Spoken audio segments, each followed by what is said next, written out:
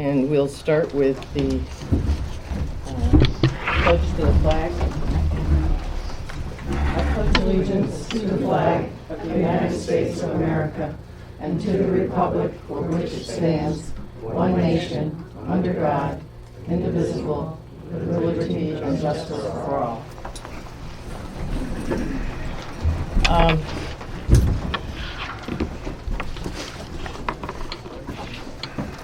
I'm pulling the last item of new business from the agenda. And we may, oh, there's Jay.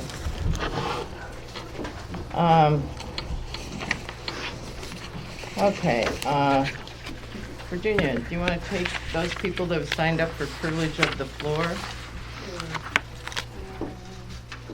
Did you get an agenda? Okay, I have two napkins, 15 Mill Road.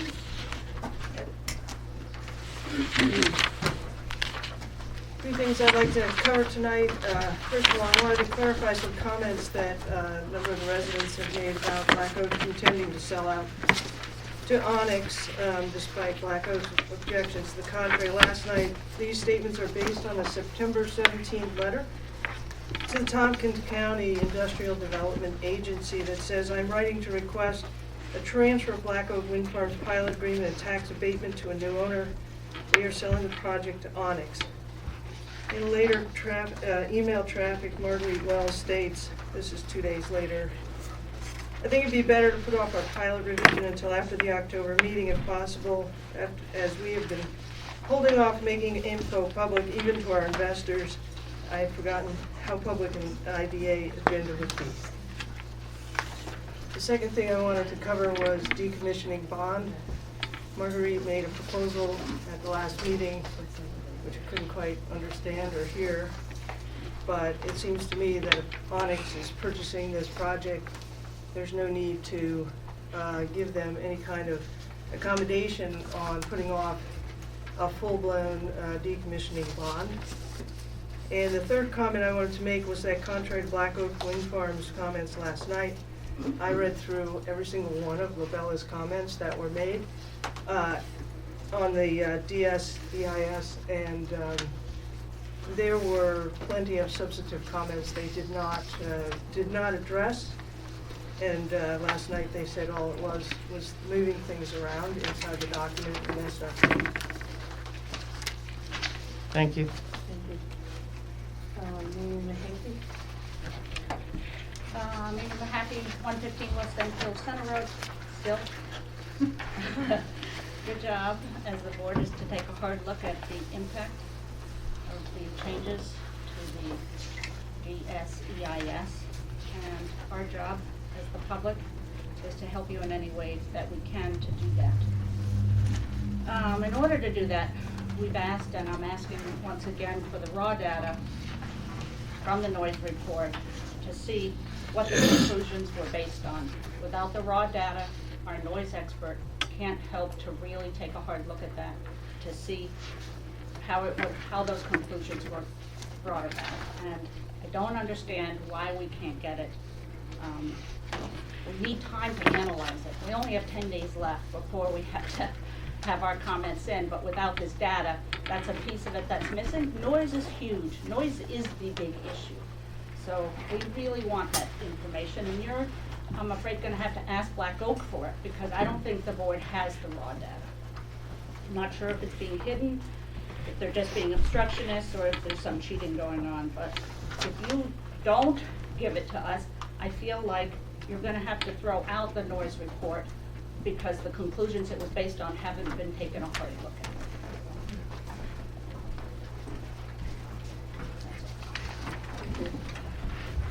John Drake, 105 Griffin Road.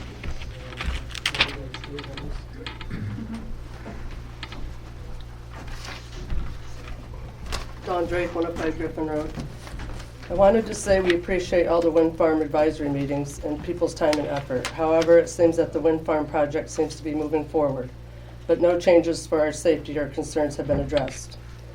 The meeting last night, there were several questions and comments from residents that are still very concerned. There is a meeting after meeting, but where is all this going? We, the residents of Enfield, keep voicing our concerns, but what is going to happen with us? There has been no change in the town law. There has been no moratorium in place, which needs to be done to address the town of Enfield wind law, which needs to be changed. And if this project goes through the way it has been pushed, there have been many residents which will have to suffer that live in the immediate area of the turbines. They're not part of the project. If the Black Oak Wind Farm will not compensate them, then what will they do? They cannot sell their home because no one wants to live that close, and they will not be able to afford a new home because they have to put their life savings into their homes now what they've already had.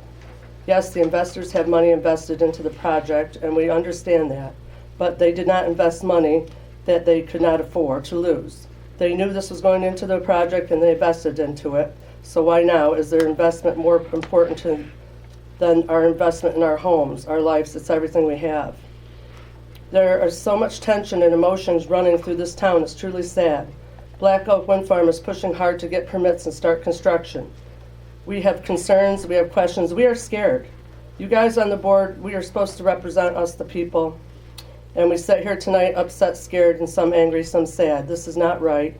I want to know tonight what compensation Enfield residents will have other than a toll-free number to call. I want to know tonight what is the plan if we cannot sleep or if one of us gets headaches or fear living in our homes.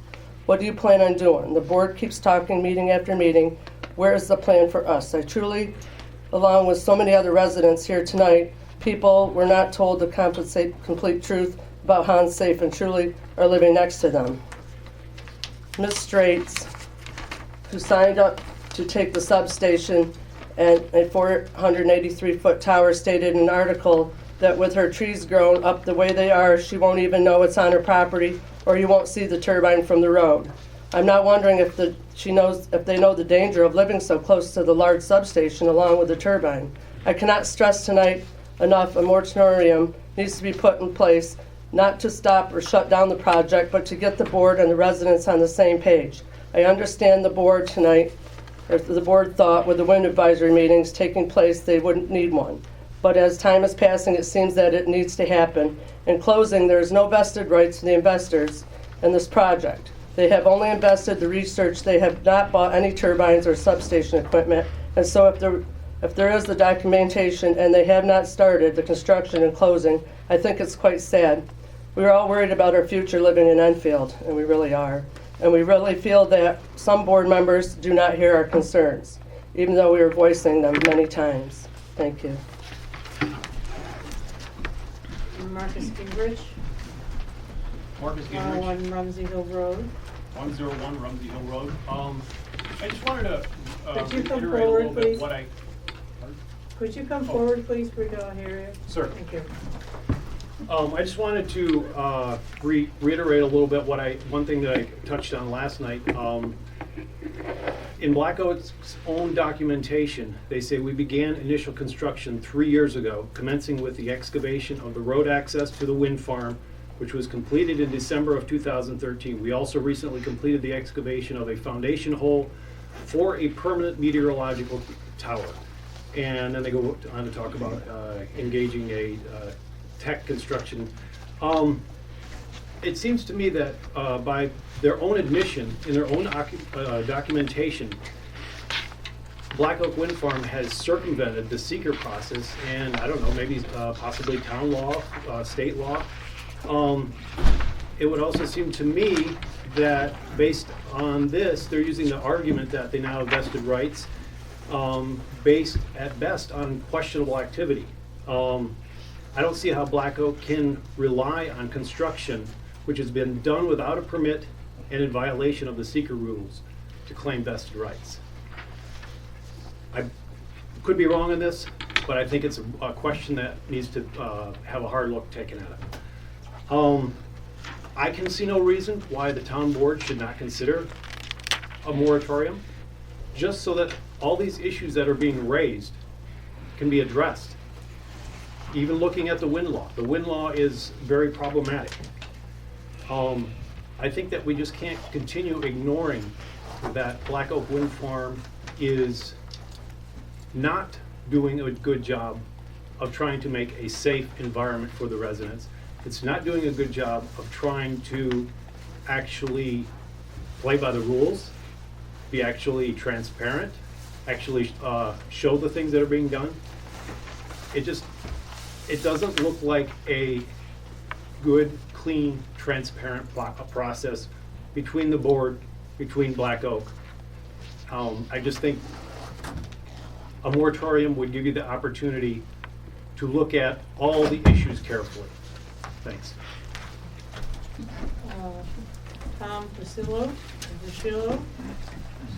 Good evening. My name is Tom Fusillo. I'm Jude Lemke's lawyer. I've been here before. Just a couple of really quick points. One, as Mr. Gingrich said, seeker absolutely prohibits you starting an action until seeker is complied with. There's no question this project hasn't concluded the seeker process. I've seen the same letter that said they've already started construction.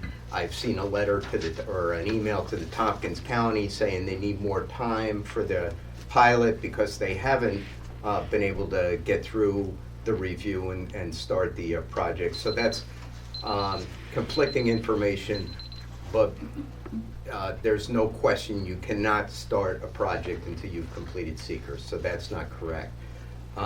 Secondly, as far as the vested rights, I had an extended submittal of emails back and forth with Mr. Hanstein, and he understands my position. The case law in this state is clear.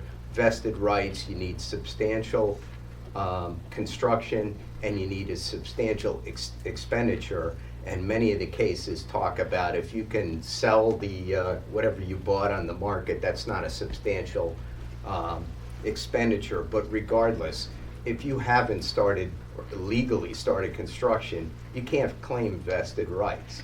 So as far as the idea of a moratorium, I mean, you should consider whether or not your law needs modifying. And I would suggest just on the issue of noise alone, it does. You don't want to approve a major project. You may not have another project like this for years, but you don't want to approve it when you, in effect, don't have any noise limits. You've got a noise limit of ambient plus 60. If you even, for purposes of argument, say ambient's 30, which is pretty low, you add 60 to that, that's 90 decibels, which is like a Harley-Davidson motorcycle. It's just, it was probably a mistake, but it's there in your law, and unless you change that, it's going to be in your law and it's going to apply to this project. So you should consider changing your law. You should consider doing it in a way that it applies to the biggest project that's coming down the pike, and that's this wind farm, and you should do it quickly. Finally, there's no need to rush this through. And this relates to what Jude Lemke said about, there were comments to the SEIS by Labella. I was here once before, and the discussion at the meeting was Labella's happy with the SEIS. But when you look through the email thread back and forth with Labella did go ahead and say you can call it complete, but they indicated strongly that they had additional comments that need to be addressed. There was a whole host of comments Labella made on 2 different days, and many of them that were pointed out in Jude Lemke's letter were not addressed in the version that you determined was complete. So I guess the only thing I'd ask, it's great to have experts, it's great to have consultants. Get involved with the process, ask them questions, make sure you hear from them whether they're completely happy or they still have issues, and then just don't go ahead and rubber stamp it. You've got an important job. Thank you. Let me close the public comment. Motion to. Is there anybody? Anybody else who'd like to speak? Marguerite? Sure, Marjorie Wells, 863 Yates Road, you know me.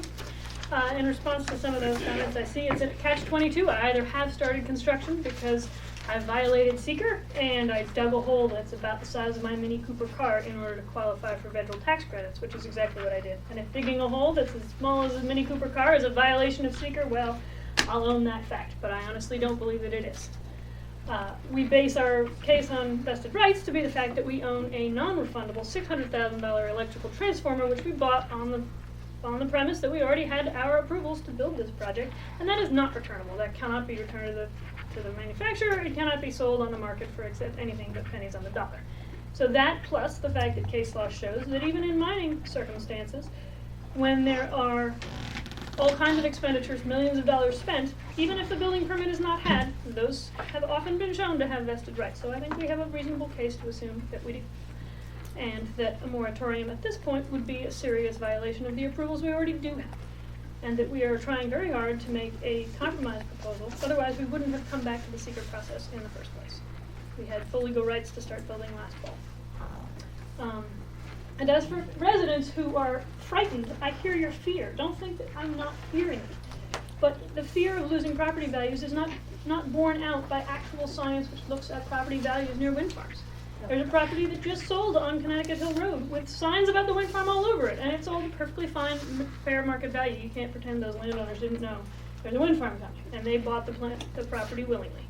Plenty other examples, thousands of properties sell at fair market value near wind farms, both built and unbuilt. So you can't just assume you're going to have no value left in your property. I would also point out that in Enfield, there's no zoning, and so there are people who don't want to live next to gas stations or trailer parks or junkyards. Have we ever asked the Teters for compensation for the fact that they use up our road and have an eyesore there? No, we never have. It's never been asked. You can do whatever you like in Enfield, so there's no reason to penalize one business over any other business that's doing business here. Thank you very much. Is there anyone else? Yes. State your name. State your name. Beverly Gingrich, 101 Rumsey Hill Road. There's not much more to say that's already been said, but I came across this little testimony of somebody who lives in Madison Township. Last Sunday, I took a bus trip along with 37 other folks, destination Hardscrabble Wind Farm in Fairfield, a little over an hour's ride northeast of Hamilton. In addition to the people on the bus, a caravan of private vehicles followed. Madison Town Supervisor Ron Bono, Madison Planning Board, and lists the number of people that came along, rode with us on the bus. The trip was organized by Madison Matters, a citizens group formed in February to educate people about the proposed 36-turbine wind farm in the town of Madison. We arrived at the home of Jimmy Salamone and were joined by Carol Friesel and her husband, as well as Fairfield Town Supervisor Henry Crowfoot. Salamone's house sits amidst rolling hills and is surrounded by towering wind turbines in every direction. We stood on his front lawn in silence and listened to the repetitious sound of the turbine blades turning and the steady hum of the turbine motors. Salamone told us in no uncertain terms that since the turbines became operational 14 months ago, life as he knew it in this idyllic pastoral area of rural upstate New York suddenly ceased. The turbine noise never stops, and it is perhaps its utter relentlessness that is most annoying and inescapable feature. The red lights on the turbines required by the FAA for safety reasons disturb the serenity of the nights with flickering strobes every time the blades pass over their beam. In the winter, the red light reflects off the white snow and can be seen for miles. Salamone has talked to a realtor about selling his property, and the realtor told him his asking price is about $90,000 too high now that the wind turbines have been installed. A neighbor has simply moved away without even trying to sell his property because he couldn't stand living under the turbines. Deer and other wildlife, once prominent throughout the beautiful hills surrounding his home where he lived for decades, have almost disappeared. Neighbors who used to be friends have become estranged, pitted against each other because of the tactics of Iberdrola, the company that installed the wind turbines. Salamone has filed a class action lawsuit against Iberdrola that claims the effects of the turbines constitute a nuisance. Crowfoot spoke at length to the group about how difficult the permitting process is for town board members who have little or no experience with such massive industrial projects. This, of course, is precisely why certain areas are targeted by the energy companies, because they intentionally look for townships that have no zoning and weak land use regulations, hoping to entice is that 3 minutes? It's not your 3 minutes. Okay. For townships that have no zoning and weak land use regulations, hoping to entice strap municipalities with the promise of jobs and pilot payments in lieu of taxes. These same companies lure ill-informed landowners and struggling farmers with lease payments, offering what amounts to significant amounts of money to people already living on the edge, knowing many cannot afford to turn down free money. As people became more comfortable with one another and started asking questions of the Fairfield residents, it was abundantly clear that everyone who lives near these turbines deeply regrets their presence and the fact that they did not know enough early on to stop the project. They spent their Sunday afternoon with a group of strangers from the town of Madison to share their experiences and knowledge painfully earned through the wisdom of hindsight, so perhaps another such travesty in upstate New York could be prevented before it's too late.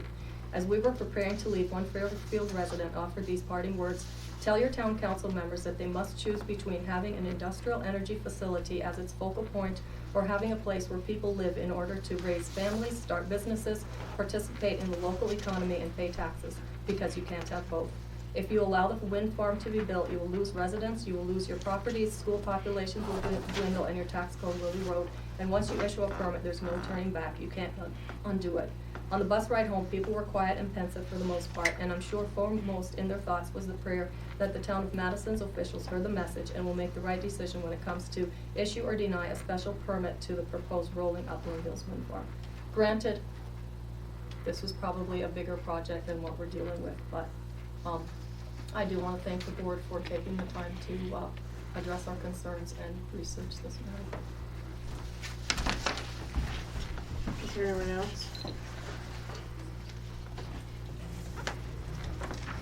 Motion to move it, close it.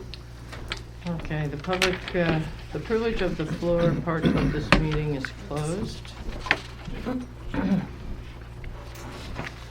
We'll move on to the consent agenda. Does anyone want anything pulled from the consent agenda? I think I'd like, That's not part of it. This is all that's on there, just resolution, bond payment, and acceptance of bid. never mind that. The consent agenda. Anybody want anything The pulled? consent agenda includes, Everything between consent agenda and correspondence. right, but it only shows 2 resolutions. That's on right. here. The bond payment and acceptance of the bid to pay the town hall. That's right. So the other resolutions are not on the consent agenda. They are not on the consent agenda. And your budget amendments. The budget amendment is on the consent agenda. Which Go with Virginia what is is on finishing, this sheet. and that's okay for her to finish up there. Okay, that's signing the budget plan, right? That's signing That's all the, those. that's the We're gonna get vouchers. there. Yeah. That's signing the vouchers. Okay, we all square on the consent agenda. For the record, will you read the audit claims? The town board authorizes the supervisor to pay general fund vouchers 99-2, and we don't have a, Oh, you can look in the folder, sorry. There, okay. that'll be the last one in there. They just finished up recently. 138, looks like, yeah, 138.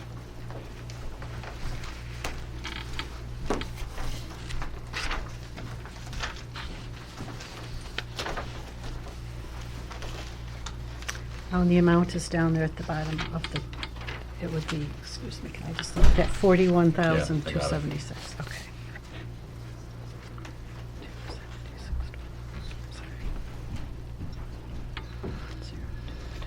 The town board authorizes the supervisor to pay general fund vouchers 99 to 138, dated 4/13/16, in the amount of $41,276.20. Highway fund vouchers 52 to 76, dated 4/13/16, in the amount of $41,022.07. Oh, and I should ask the question,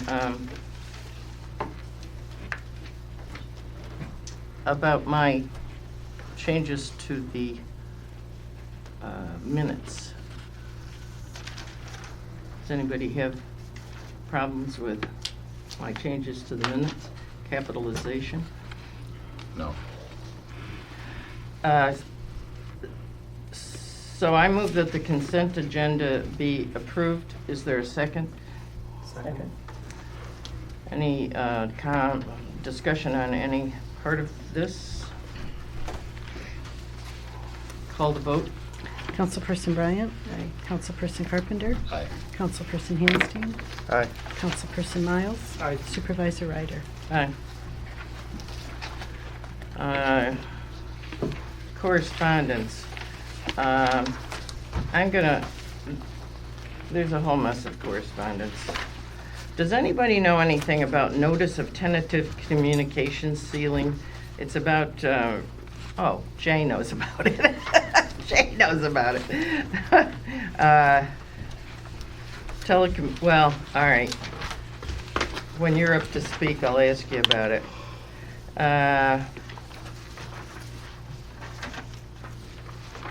So there's a lot about assessment of many pieces of paper about assessment on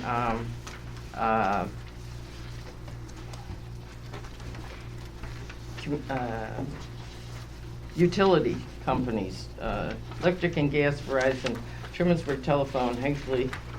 And if anybody wants to go to a hearing in Albany, here's a piece of paper to get you in.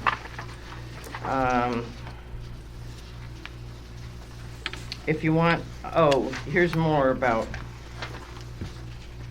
electric and gas, and another public comment you can go to if you're concerned about electric and gas in Rochester.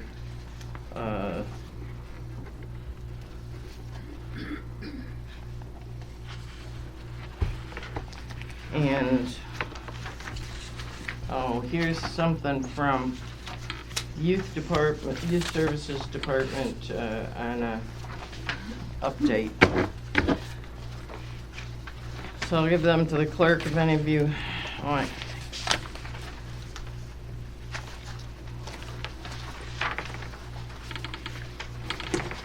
Copies. Oh, here's a public statement from TCAT.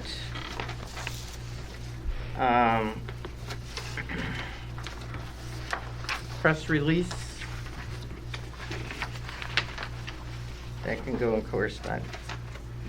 Okay, there's correspondence.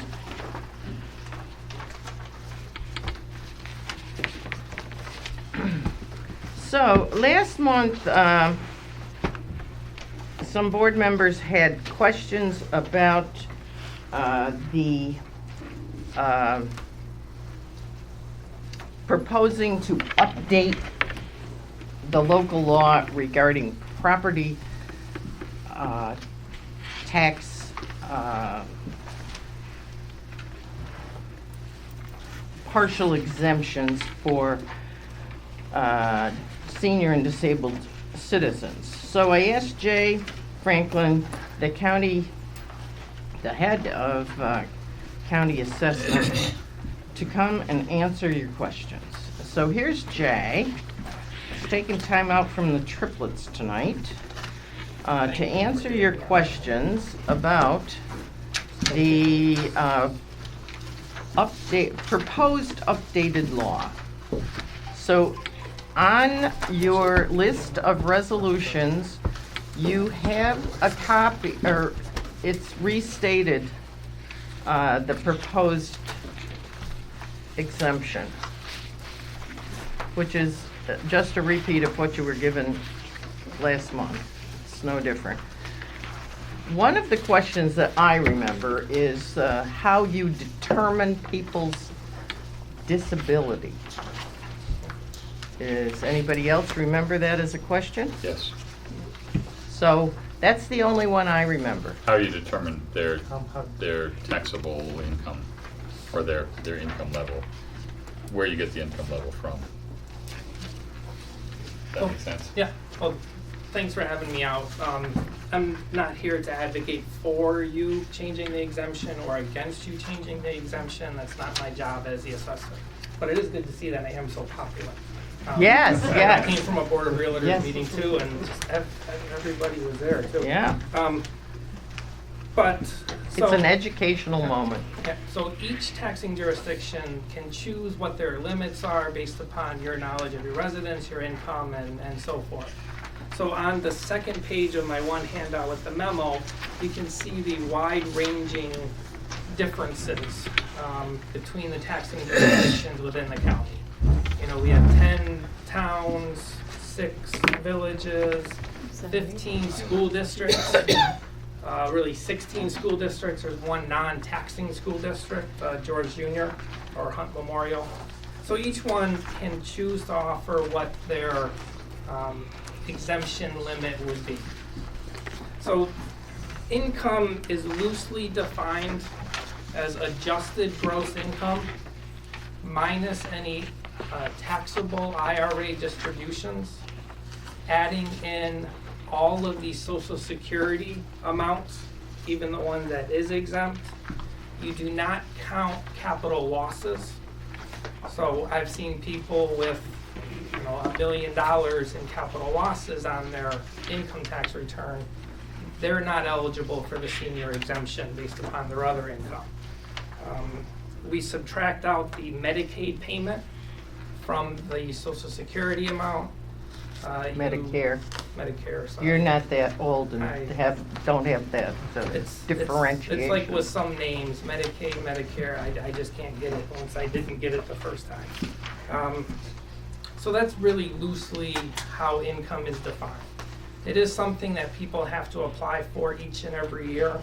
Just a simple $50 change in their income can change them from a 45% to a 40% income scale. And it's the preceding income tax year, so for the 2016 assessment roll that we're verifying, it's based upon people's 2015 income. We have a lot of people who don't file an income tax return, and in that case, they have to supply to us pretty much everything that you would supply to your accountant. Your W-2, any Social Security statements, any interest from your bank. On the renewal application, we send out kind of a way for them to verify their income. We do keep track of people's incomes. We probably have 7 or 8 years listed right in our database, so that if we see income jump dramatically and income decline dramatically, we do a little more research on that. A lot of the times we find out, they hit on a scratch-off lottery ticket or something like that on why income went up. I actually had someone from Enfield claim their daughter's lottery winnings, but that knocked them out of the senior exemption for the year. So the daughter ended up losing all her lottery money to pay for the parents' change in income. Disability, as to how to prove you are disabled, there are a couple different ways. The big one being to have an awards letter from the Social Security Administration. There is also kind of the more obscure ways, having a disability benefit from the railroad, being declared legally blind. And there's probably 2 or 3 other kind of ones that I don't know if we've ever had in Tompkins County. We have had the blind. I don't think we've ever had the railroad disability one. It looks like they're very similar to each other, though, the amounts for either senior or disability. Correct. I don't believe if you offer one, you've offered it on the same level for the other ones. I don't think we have any that are different. Now, most of the rural school districts that are in the county that aren't kind of contained within the county do not offer the disability exemption. The town of Enfield is the only municipality, city, town, county that doesn't offer the disability exemption within Tompkins County. The village of Dryden, the village of Groton do not offer that exemption as well. Now, you may ask, well, what if you're a disabled senior citizen? Once you become a senior citizen over 65 years of age, you graduate to that exemption. It's the same income calculation, the same benefit, but it has the added benefit of if you're eligible for the senior exemption, you automatically get the enhanced star. So we take people out of the disability exemption when they turn 65 and move them into the senior exemption. Which is a state deal. Well, the senior and disability are both local. The Local. enhanced star The enhanced star. is a state program, and you'll be hearing more from me on that. The state is playing money games, and I'll be back in touch on the star. For all of you who have star, don't worry, you'll always be a star. If you're moving, it's going to be different, but you're not going to lose any benefit on And the enhanced star has to do with senior. Correct, their income limit is 84,550.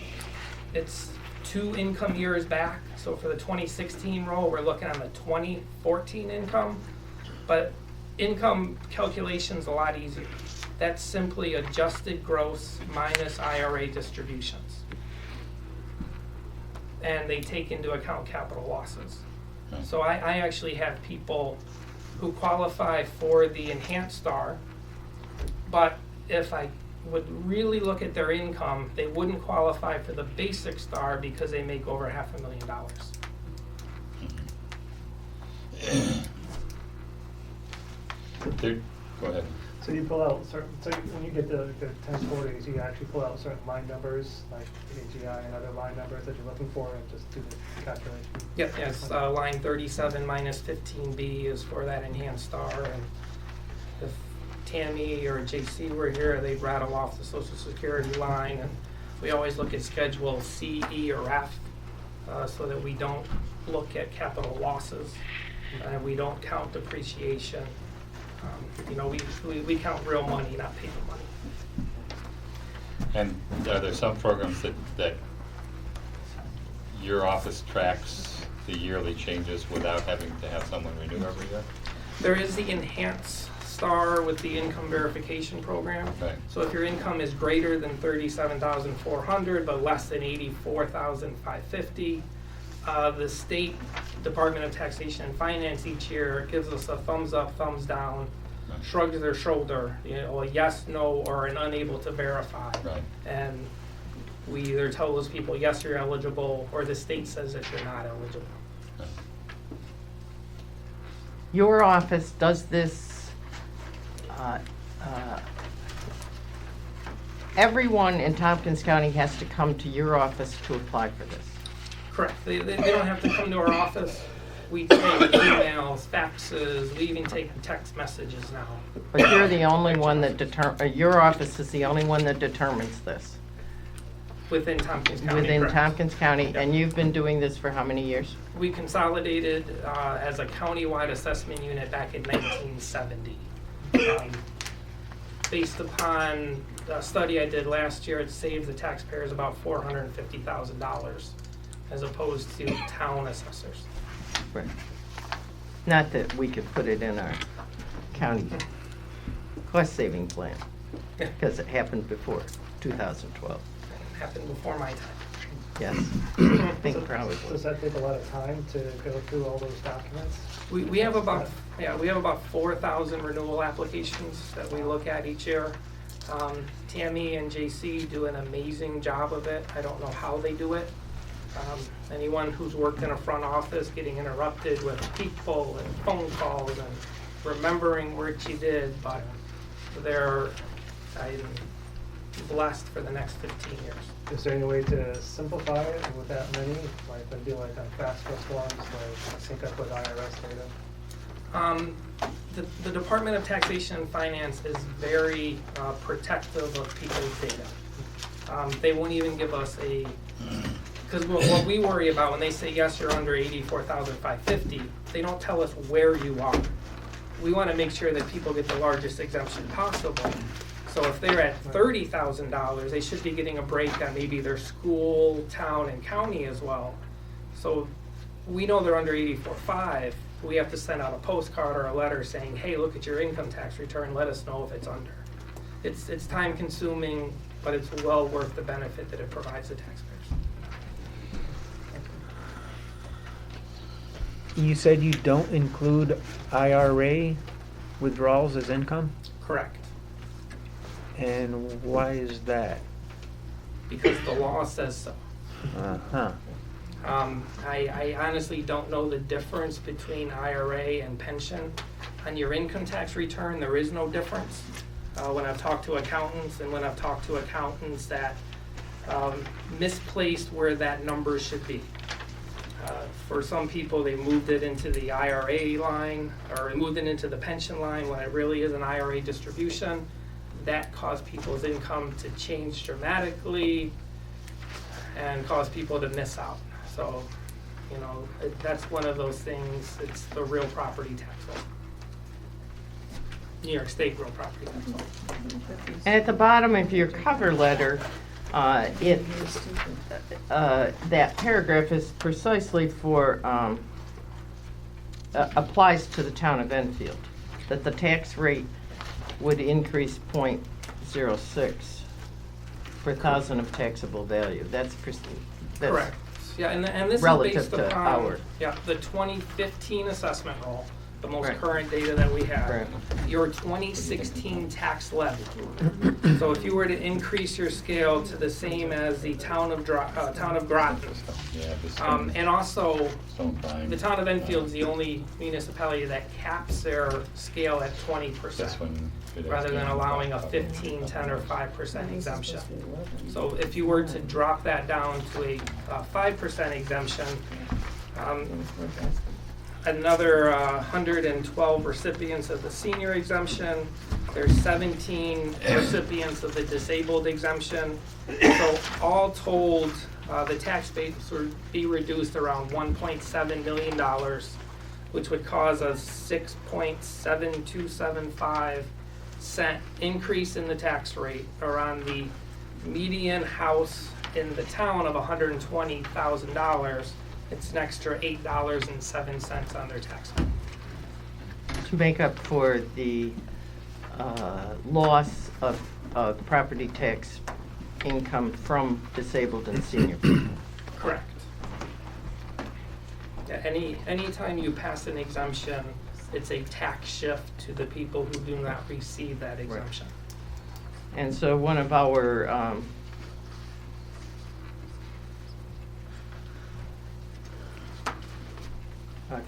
considerations would be how much we're shifting the burden, and would we consider this a terrible burden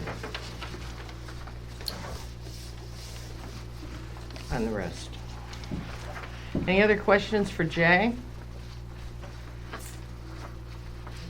The only thing I would say, this would have to be done by local law Yes. in order to adjust that. Yes. And that's what our resolution before us tonight is precisely about, following the regulations on making a local law. And any change you make wouldn't take effect on your 2017 taxes. It would be on the 2017 assessment roll, which would be reflected in your 2018 taxes. Property owners wouldn't have to do anything new. Since we're already qualifying their income for county purposes and most likely school purposes, we already know who the applicants are. I simply change a switch and that exemption then gets applied to the town part of the tax rate.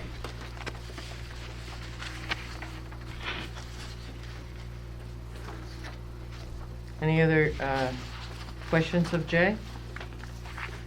I'm assuming he has some family responsibilities. I guess I have one more quick one. How does this deal with people that file joint returns that are couples, that maybe both be seniors? Do you split the income for them, or does it just remain the same income level from the joint return? Income, if you're married and only one spouse is on the deed, we count both incomes. If you're just two people living together, and you're both on the deed, we count both incomes as both people are living there. If two people are on the deed and only one person is living there, we only count that one person. So we count resident owners, unless in the case of spouses, when we count both. Unless they're legally separated. For their income level? Correct. Right. But then you don't split it in half, then it's just whatever your total income is, that's the income level that you use. Correct. Okay. You know, there's cases if a spouse dies in the middle of the year, Yeah. We don't count that spouse's income, we try to separate it out if they file jointly. Right. There's, you know, as with anything with the law, there's always a bunch of what ifs and sidebars and everything. One question, what if the spouse is on the deed, there are two people on the deed, but the spouse is not there, they're living in assisted living and so on, and disability, are they still counted? I mean, Their, is it a different formula? their income would be counted, but also the cost of living in a healthcare facility. Thanks. Is So they're considered. yeah.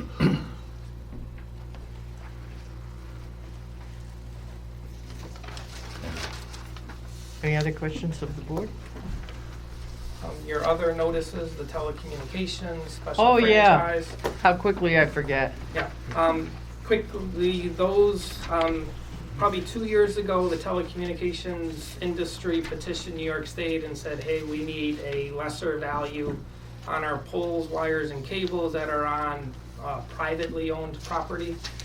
So New York State Legislature passed a law capping what their values can be. And this notice that you got reflects the state's valuation of those poles, wires, and cables on privately owned property. The other notice you got for special franchises, that's for the value of poles, wires, and cables, and anything that runs within the public right-of-way. The state has a responsibility of valuing all of those utilities that are in the public right-of-way. And it is the local assessor, me, that values those poles, wires, and cables when they're on privately owned property. So if I went to one of these public hearings, what would I be concerned about? That they may have not picked up on all of the new construction. The special franchises are supposed to report all of their inventory to the State Office of Real Property Tax Services in order for it to be valued. That's about the only complaint that I think somebody could have. Watching the State Board of Real Property Tax Services, it's typically not the municipality that goes in, it's the company that comes in to argue some sort of functional or economic obsolescence. Or that they simply have no idea of where the pipeline is they just bought. Which is the conversation I had with Dominion a couple of years ago.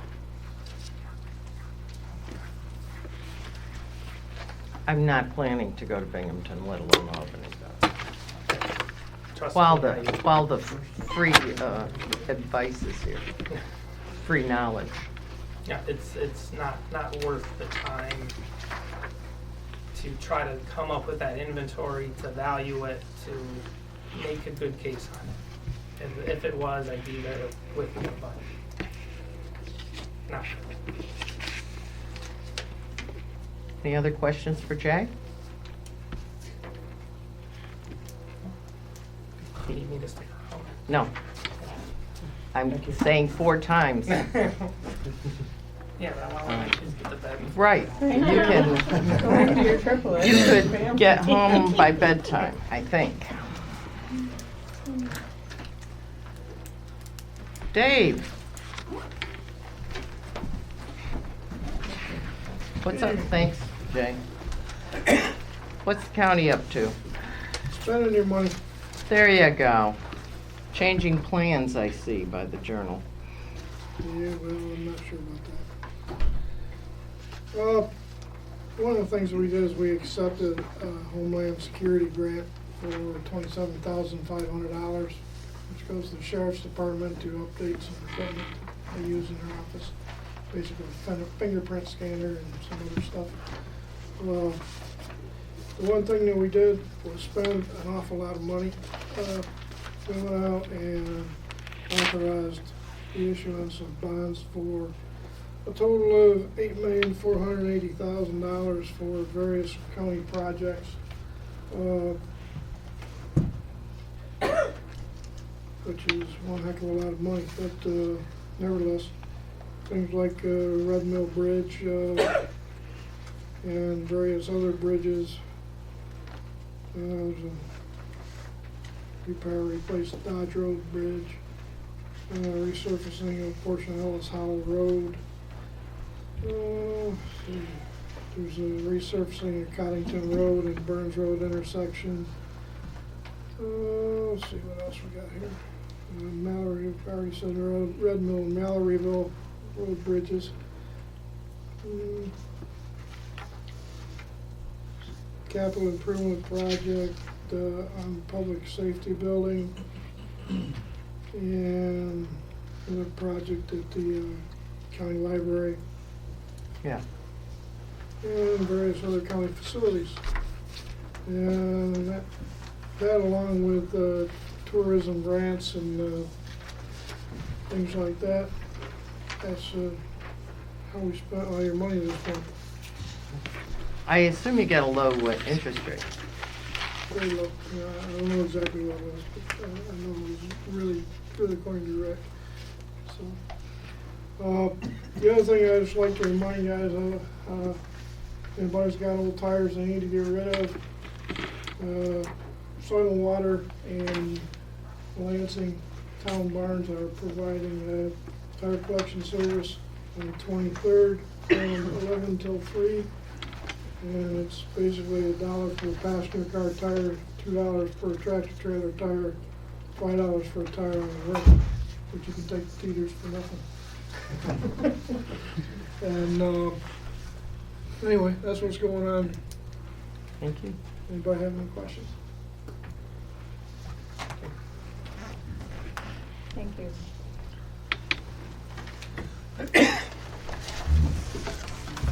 Highway Superintendent's report? Maybe I'm dumb, but.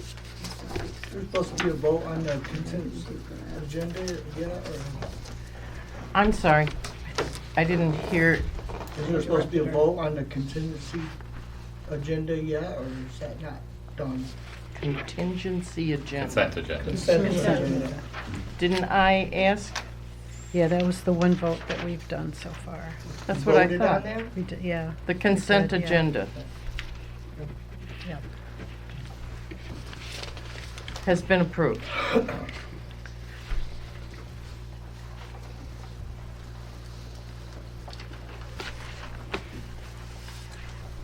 Well, we, getting ready for summer work again for the third time. With the snow that we've had the last couple of weeks.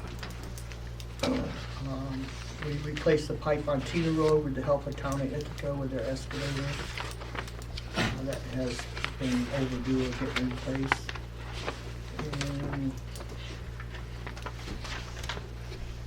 And we're just getting ready to go to work for the summer.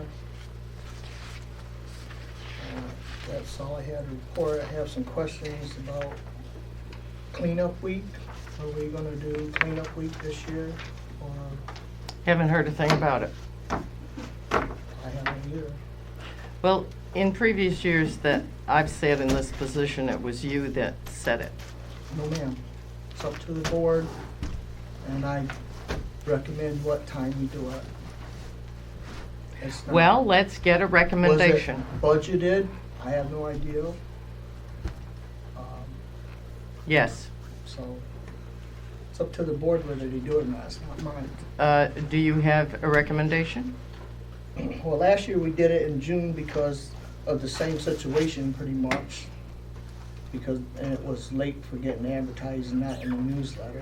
Right. So That's right. if that's what you want to do now, I recommend that we do it from June 7th to 11th. That would give us time to advertise it instead of the second week of May.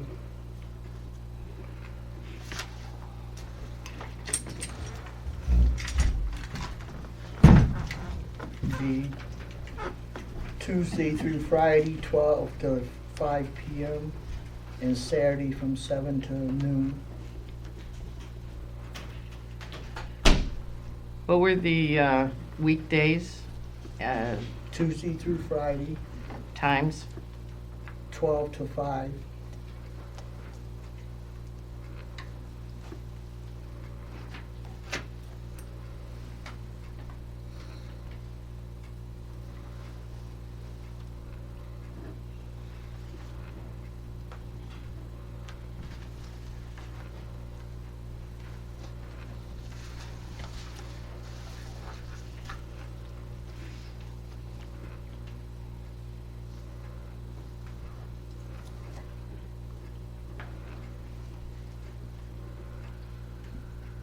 Do you have other questions?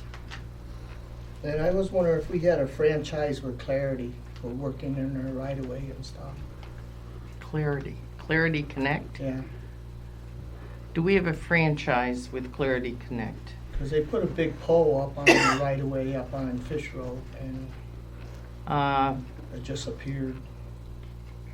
That was in Roy's time, and I'd have to go back to the minutes and see what was said in the minutes. I was at the meeting, but I certainly don't recall. I just, we need to, I don't know, it just showed up. a big old Okay, pole. so Clarity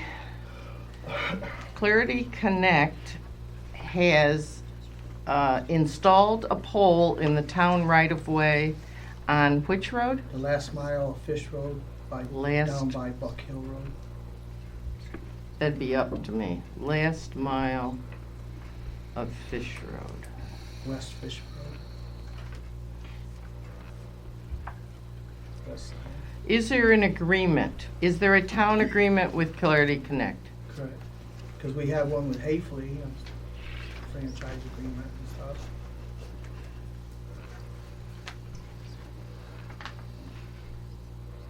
At the time that Clarity Connect put in the grant, there was some action by the town board, but I'll have to go back and research it. Or have Sue research it.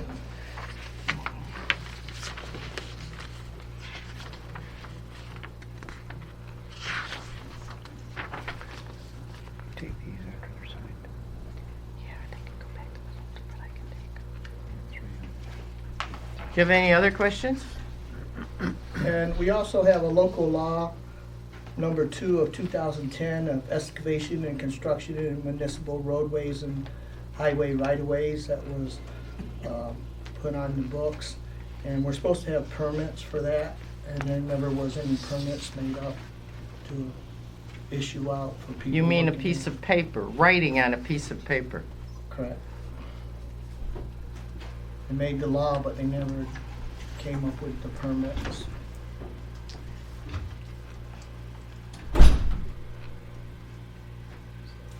Number 2 of what year? 2010. So you want a piece of paper with writing on it? We need to get a permit made up for permit applications for people working in our right-of-way roadways. And is there anything else besides an application on it? It has to be approval, I assume. Yeah, and I think, I don't know if you want to do fees, I'm not sure on that. Well, that'll be something new for me to research. Do you have something to copy? No. You don't have anything to copy? Actually, I sent it in version over last fall. Huh? I sent the version of such a permit over last fall to, I think the two of you, I'll resend it. Okay. That one from Candor? No, it was one that, I believe, it was from Lansing. Oh. But Oh, okay. The county probably has one I could get. Well, there's plenty of places I can find to copy. I just thought you might have one. Okay? And you're gonna do the advertising for the cleanup week, I assume. and then I'll arrange the dumpsters and stuff. You're going to arrange dumpsters.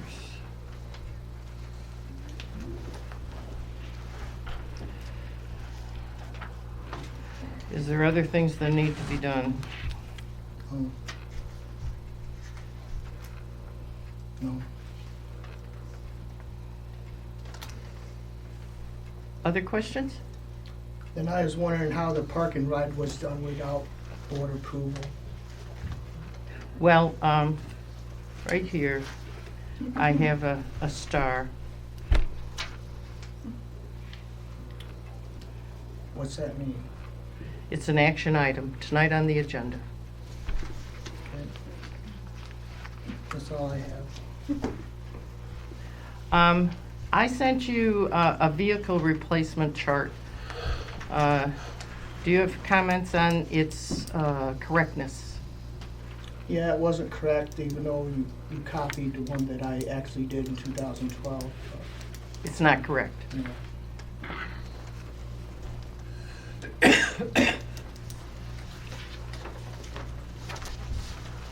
Would you be willing to help in the correction?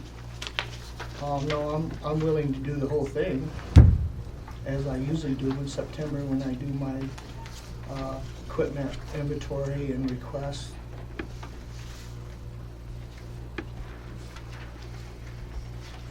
So in September, you will do an updated vehicle replacement chart. Yes. Okay. Any other questions of the highway superintendent? Thank you. Code enforcement report?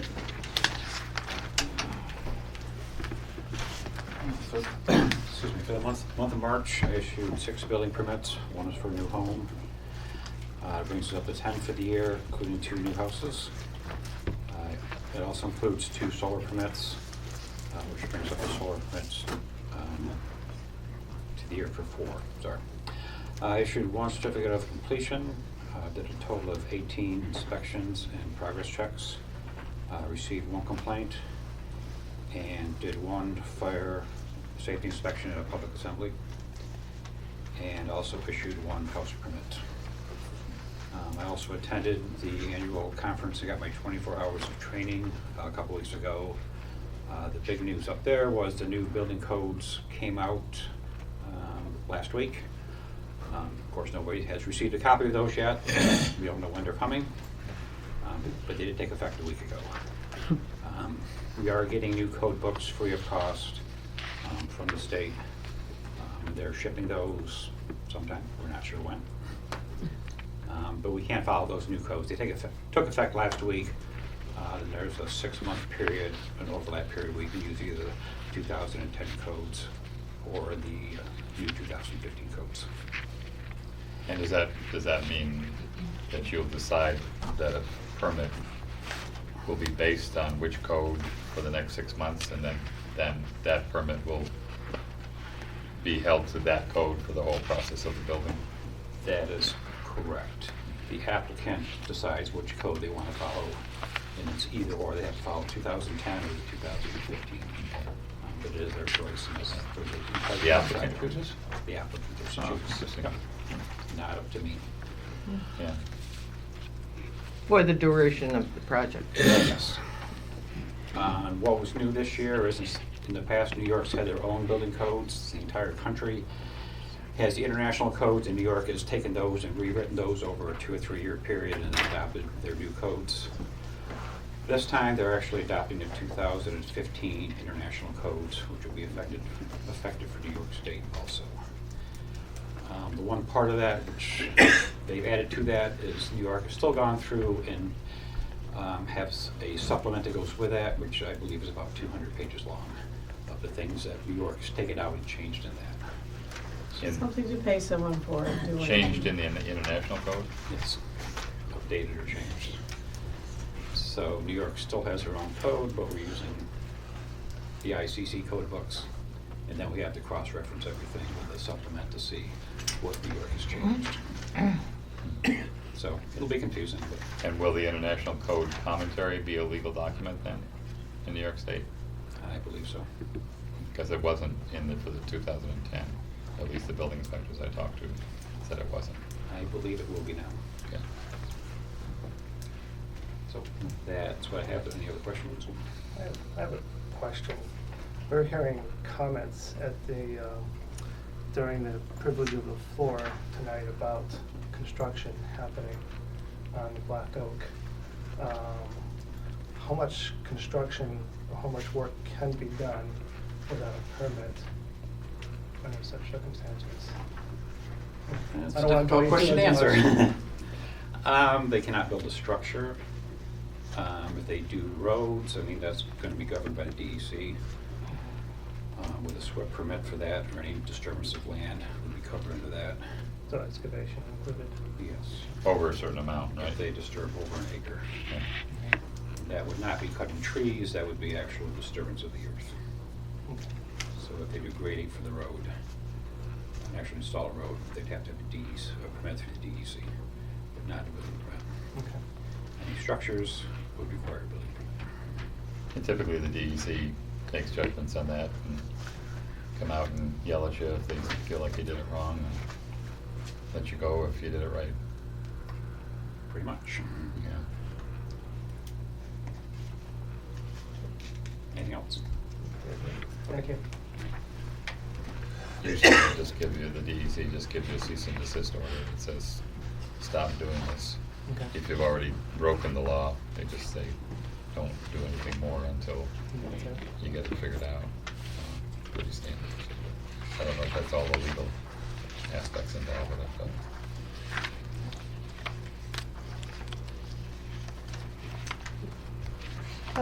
Supervisor's report, I believe a copy was made and distributed. Alice? I haven't seen it. Oh. I attended the monthly TCOG meeting, and they're trying to change the application for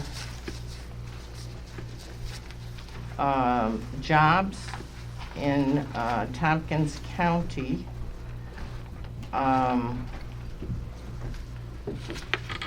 To not have a box on the front of the application asking if you have a felony conviction. They will continue to ask that question, but place it in a different place in the job application. So county personnel is talking to the legislature about that, right?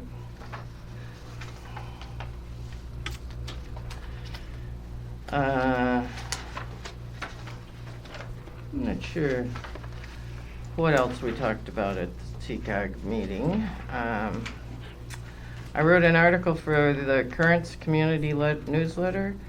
I met with Anna Long, who volunteered to do what was needed to carry out a town flag policy. I attended a meeting on solar power, attended the TCAD board meeting. Mike and I met with Laura Shawley and Danby Deputy Supervisor and Carl Saman, Highway Superintendent, regarding highway budgeting matters and prioritizing highway matters.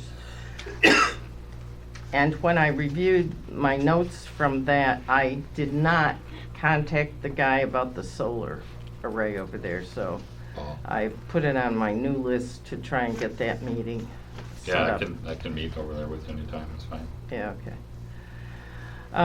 Held 3 special board meetings on wind farm matters, opened paint bids on March 23rd, 2016, arranged 2 public hearings that were held at the Enfield Elementary School, found a court stenographer to transcribe the public hearing proceedings, had a meeting with Linda Crombie and Michael Miles, cybersecurity and recommendations for local policy, attended a meeting of the Wind Farm Advisory Committee, and attended a bi-monthly meeting of the Health Consortium's Joint Committee on Plan, Structure, and Design.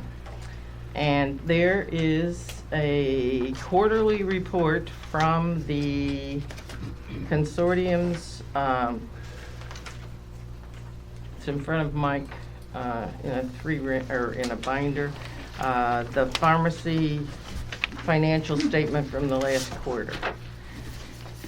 And if there is any interest in any board member or employee, full-time employee who gets health coverage to attend or be the alternate on this health consortium monthly meeting and joint committee on plan structure, do let me know. I need to share the joy.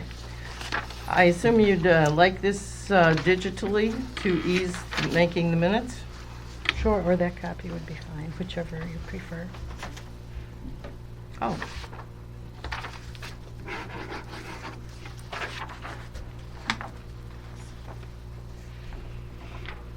Committee reports. Wind Farm Advisory Committee? Yes, I've submitted to the town board, and it's on the town website and on the Trello website, a committee reports that we've been working on. The Wind Farm Advisory Committee has been meeting aggressively over the last few months, since January, almost weekly, and brought in a lot of technical advisors. And a lot of the members have spent a lot of time reading and researching and attending the meetings and writing reports. We could probably spend many more months, but we wanted to get to something, the town board, before the end of the comment period for the SDIS and going forward. This is the report. It's basically 5 or 6 different reports that the committee has worked on. We divided into groups. This one? And yes, this one. And each group worked on one report. Some individuals, some groups. There are a couple. Probably could use some more dissemination. But we didn't have a lot of time to review it and disseminate it as a group, as, the report itself, the end report. One of the couple of comments I have on it, there's a couple different sections on wind turbine and noise. It's like one of the things that I wish could bring together, because there's a couple different sections on that as well. But a lot of work from the committee, and this is to the town board to use and to going forward as information. Also, one thing that's not included, that I probably will have an update to this, is a section that Mike wrote on dispute resolution. I didn't get it in time for inclusion in this, so I'll have an update to this as well that I will send it out. So there will be, so I'll have another update to this. I'd like to thank the committee for a lot of time that they spent working on this. And I think going forward, we have to think about what we want to do next and what the next step is. One of the charges for the committee was to also make recommendations on changes to our wind law. We started going through the wind law, but we didn't get a lot of time to review the wind law in its entirety, so that could be the next step. Just wondering if there's any thoughts from the board or any comments from the board on that. Well, I have under old business, I do have a bullet on that. Okay. Which bullet? The last bullet. Next steps in secret process. Or doesn't that cover it?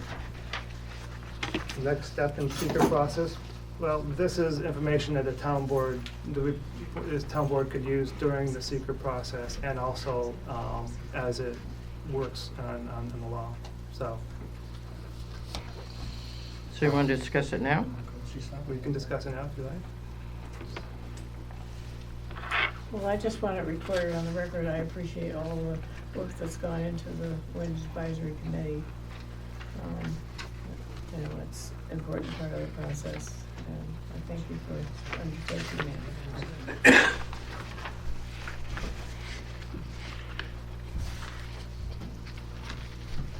And I certainly do want to put forth that same statement, and I do thank you very much for being the point person and chairing this committee, and being very diligent about that. You're welcome. like to, again, thank the committee itself too for spending a lot of time working on this.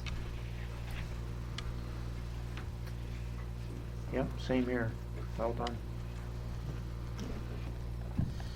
And again, we could probably use many more months to even further refine. One of the things we did, as even as I was working on my section, writing reports, and I think others the same, that there's a lot of information out there. There's a lot of documents, there's a lot of research, engineering Yes. reports, science, journal articles, many different, much more than I expected to encounter. So it's been pretty quick and an aggressive time frame, and like I said, we could spend a lot more time doing this.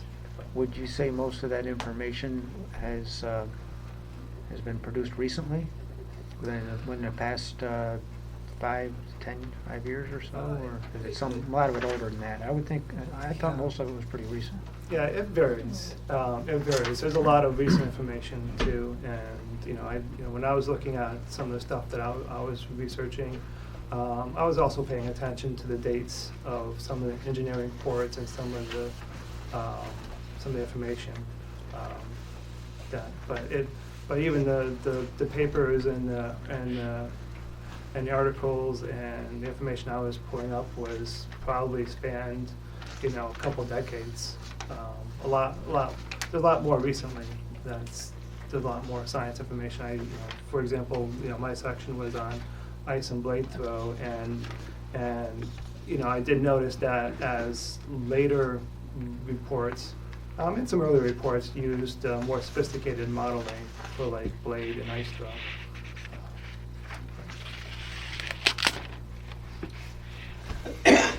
Do you think that the report from the committee should be forwarded to our technical consultant, Labella?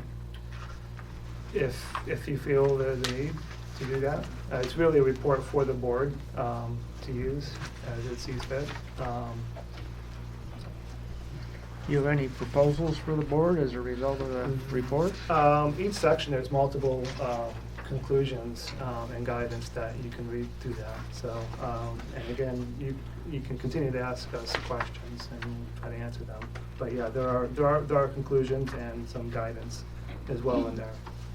So we try to be, as you can find, we try to be liberal with the footnotes. So Yeah. Yeah. Well, I mean, a specific proposal related to the Black Oak project. Some of the reports were specifically addressing some of the DIS, and others.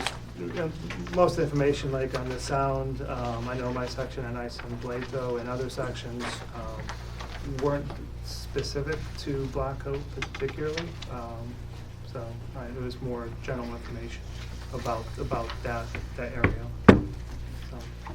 Well, based on your findings on ice throw, do you think the board needs to take some action on that?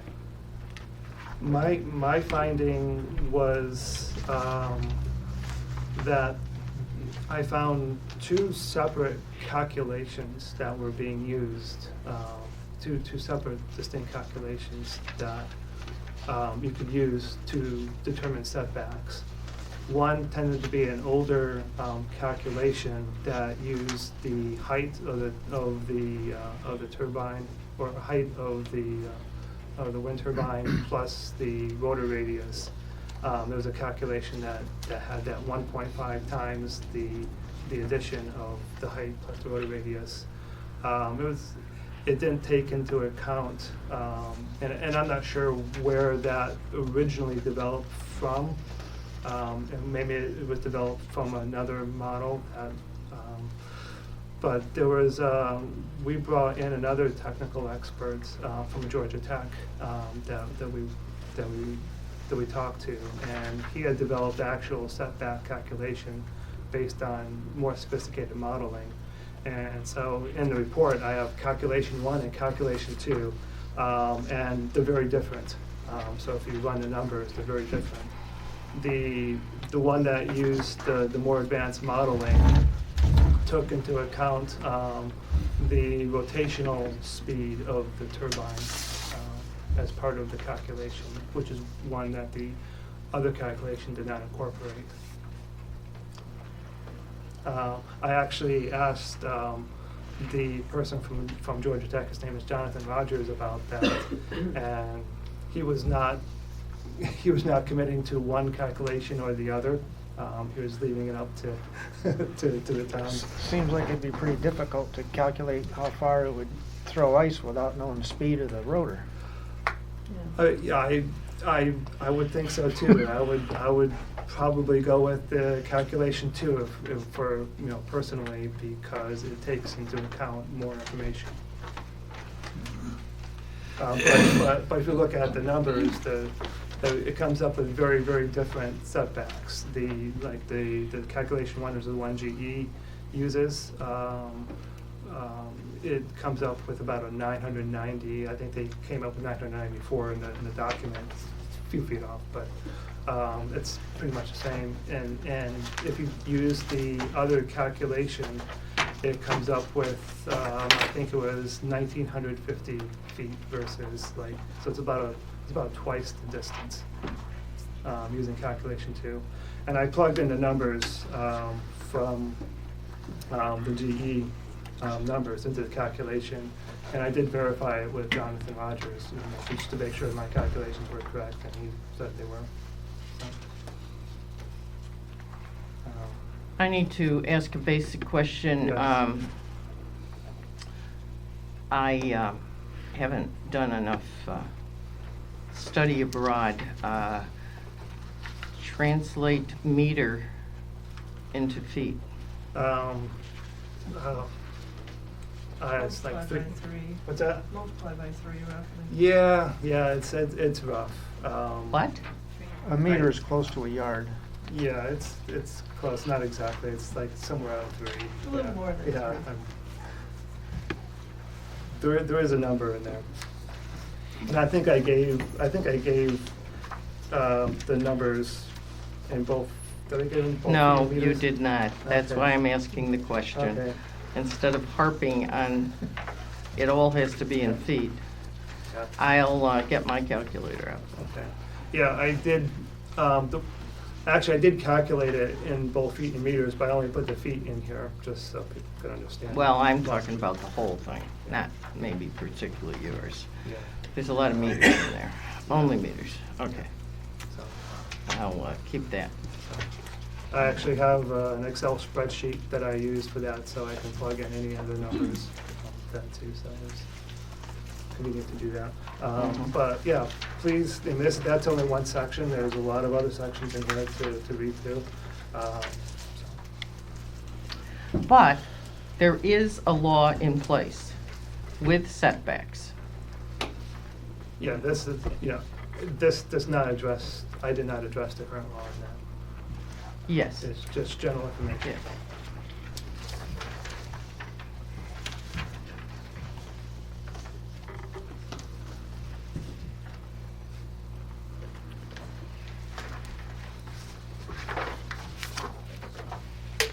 Yes. Some of the other sections we have, we have a couple sections on noise. I did that simply through. There's the other committee members worked on fire lighting, mechanical failure, flicker, foundation lighting, water resources, geology, topography, and Mike worked on dispute resolution as well.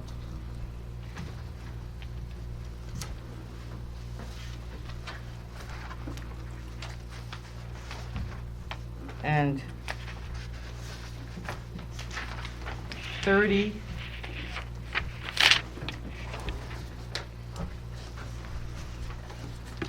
Page 30 and 31. So can I conclude that this submission to the board doesn't feel that the law addresses these things enough? Like I say, different groups and different people worked on different sections, and this one is actually addressing the DIS, the Environmental Impact Statement. The draft environmental impact statement. We already have the That- final environmental impact statement, correct? Huh? I said this is addressing a draft. The This is draft, addressing, the well, I supplemental. don't know whether it's addressing the draft or addressing to the the, draft? to the board. It's addressing the draft and, The first one? 30 and 31 are addressing the draft. but Well, I'm confused, I guess, or else totally dumb, because we have an accepted FEIS, right? For 5, or actually 4 wind towers, not for 7. like I say, I would, this is the committee's report to the town board, and you can use this information as you see fit For 7 wind towers. for, I'm not understanding the Mike, question. could you repeat what you said? I said we have an approved Environment. FEIS with a finding statement for 4 of the wind towers, but not for 7 wind towers. Well, I guess I take disagreement with that. Yeah. But I'll go back. So and why check are we it. doing an SEIS then, a draft SEIS? Because the project has decided that they may want to move some of the towers. Right. And that was enough change to Trigger. Right. trigger a supplemental.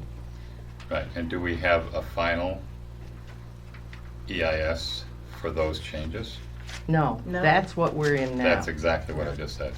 But I'm going back to the final. You're not going back to a year ago. I'm saying that right now, we only have the locations for 4 of the wind towers up on an approved document. We don't have an approved document that gives the location of the other 3 wind towers at this point. Not the proposed changes. They're proposed, they're not set. That's right. That's the point, yeah. We don't have a document that sets. But there the is a document that has been approved for 7. But it had to change the locations of 3 of them, so therefore it doesn't apply to 7 anymore. It only applies to the 4 locations, not the other 3 locations that have to change. I hear what you're saying. I'm not sure.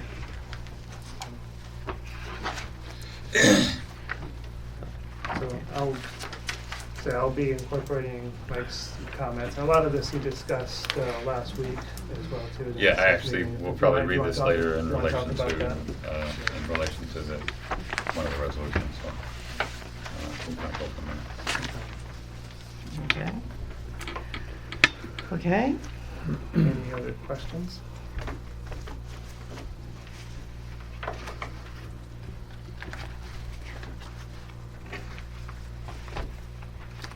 And I'm not sure of the procedure, but these are vouchers that I can't quite reconcile in my mind. I don't have a calculator.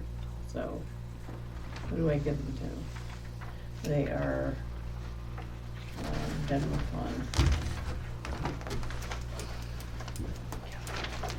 Oh, you need a calculator?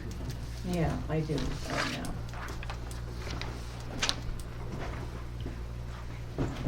It works. Yeah, I will be, touching base with the rest of the committee on the next steps.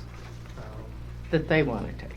Yeah, that we want to take this. We still have the law to work with, but I don't, and people have been working pretty aggressively on this, and it's taken a lot of time, so Yeah. I think when we work on the law, it probably won't be as aggressive in terms of weekly meetings. That was a lot Mhm. to ask of people. Mhm. So, and again, I thank them for working on that. But, Yes, there are 2 arms to this. yes. Planning board. Did Dan leave? Very quiet, Oh, we he- didn't have a meeting this month. You didn't? Oh, We did that's not. right. We had no actions in front of the board.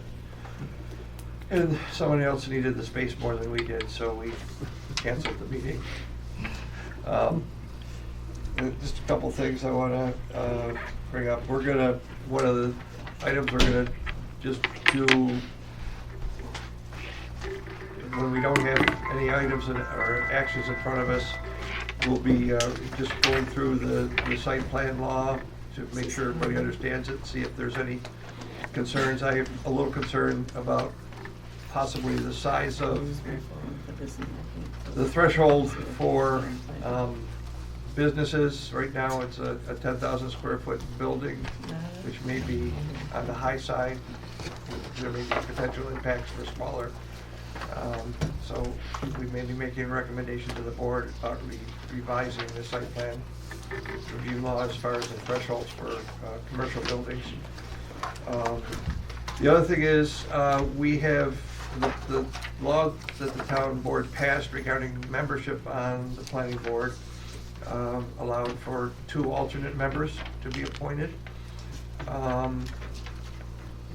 We've had a few people attend the board meetings and express some interest, but I don't think we've formally started a process with the town board like the planning board to put out feelers for people, or does the town board want to do that?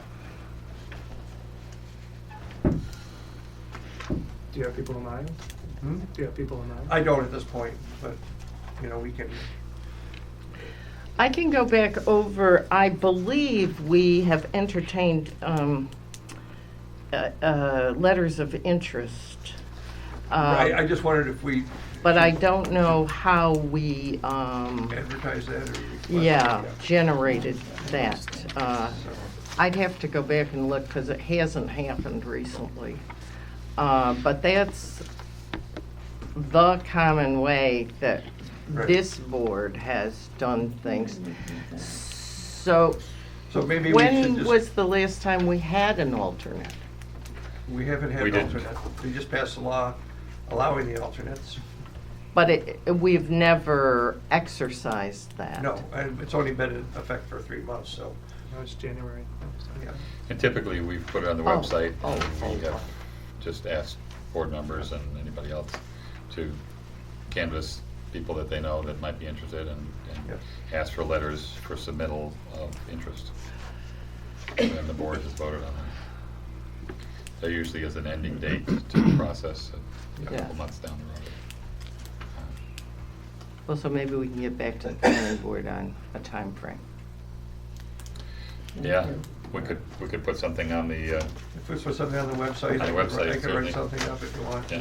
Send it to you. Well, These, I can't. it figure out might, When the numbers are different, and I'm not.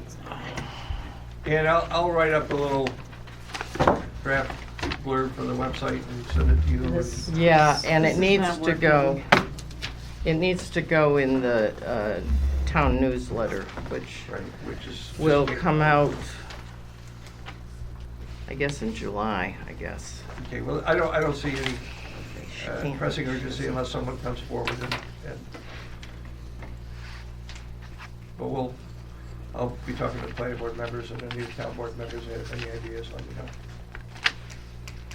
and you'll put something on the website. I'll put something, Right. well, I'll get a report back there before we put it. That's great.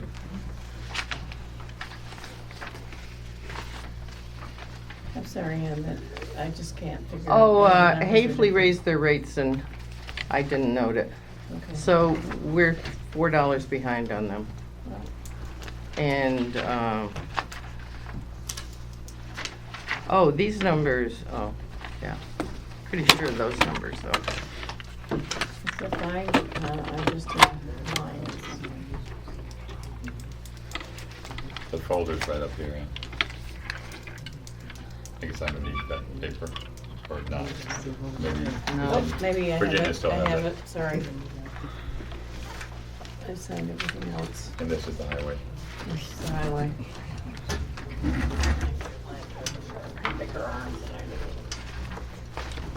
Thank you.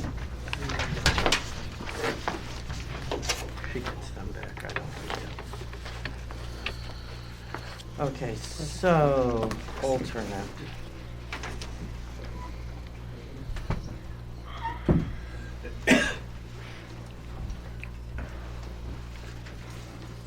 Does anybody want to make a motion on these alternates right now, or you want to? I think we need to see letters of interest and just some sense of who the people are that are applying, that are interested.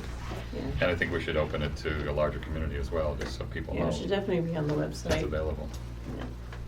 So we can put this off till next month?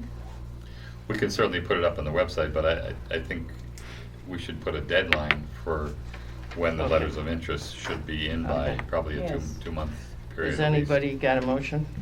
I move that we put, that, correct me if I'm wrong, letters of interest to be on the planning board, the town of Enfield be submitted by, tell me a date, Dan.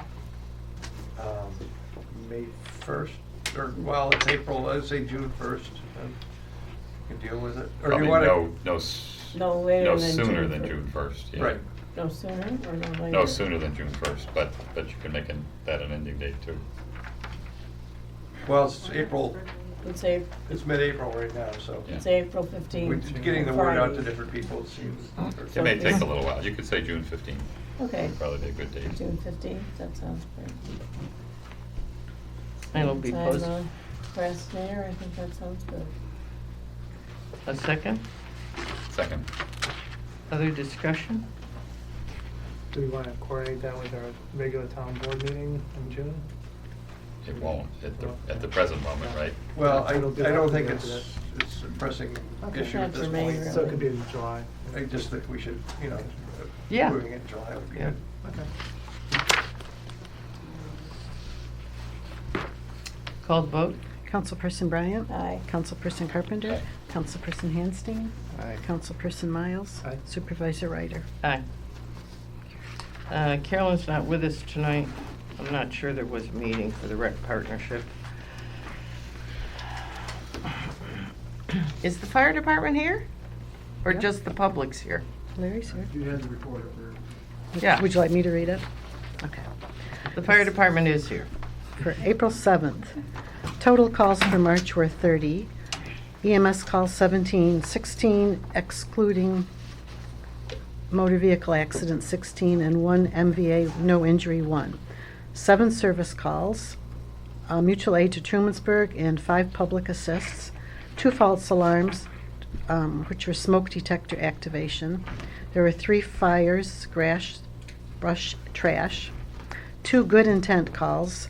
1 was canceled en route, and 1 was no incident. April trainings, general meeting, vehicle extraction, scene safety, Treeman Park, weather permitting, and Pipel safety training and banquet at the Ramada, 5:30. April 10th was the barbecue. April 23rd and 24th, New York State Recruit New York Weekend, open houses across the state, and the next officers' meeting will be May 3rd. Is the burning ban still in place? Then until, Till no May. What again? Burning ban. No open fires, Till May. No, no. right? No open fires. Is that what a burning ban Let's is? leave it that way. Technically, you could have campfires, in a controlled space, but Oh, it's So- better to have no burning. So if you want a campfire, what do? Call? No, just the only requirements are that you have it, in a confined area, and then you can't burn any kind of trash or construction products, just regular, wood. Okay, okay. That's And the, it I've has to be had put several out when you're done. residents ask me, and I'm not sure, so it's just a contained log A good fire campfire. pit or something. oh, that's the okay. A fire pit's okay. May 14th. Fire pit's okay? Yeah, as long as there's a good solid one, they can't Okay. get out of it. And also, anybody should use their head as far as windy conditions, that sort of thing. Yeah, one would hope. If they don't. Hard to keep the public safe. Also, with fire department business in your pack of many papers, there's a resolution that we need to pass or vote on regarding the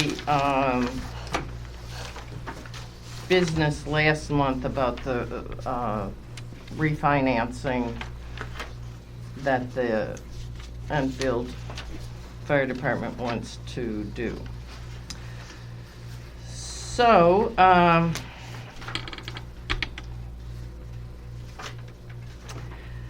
this resolution of the Town Board of the Town of Enfield resolved that the undersigned members of the Town Board of the Town of Enfield, Tompkins County, New York, upon reading the appointment of the hearing officer executed by Ann Ryder, supervisor, dated March 9, 2016, the notice of public hearing published on March 14, 2016 in the Ithaca Journal, and the report of the hearing officer dated March 29, 2016 for the public hearing held on March 29, 2016 at 7 p.m.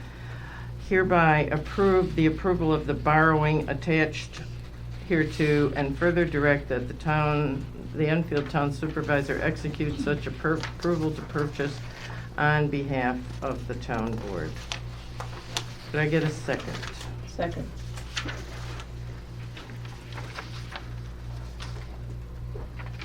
Any discussion? As you recall from last month's meeting, this has to do with their financing, and they had a balloon payment come due, and they were able to get a fixed rate on their financing. And because they have a contract with the town board to provide fire services, the IRS says that the town board has to approve this doing by the non-for-profit that we contract with.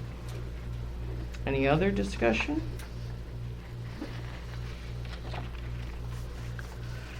Call the vote. Councilperson Bryant? Aye. Councilperson Carpenter? Aye. Councilperson Handstein? Aye. Councilperson Miles? Aye. Supervisor Ryder? Aye. So you have to sign this. Everyone has to sign it. We got one over here where. Well, you need to We're sign gonna- the same one, Yeah. Yeah. not different ones. Well, we've got 2 signatures already. All right. Okay. Almost two.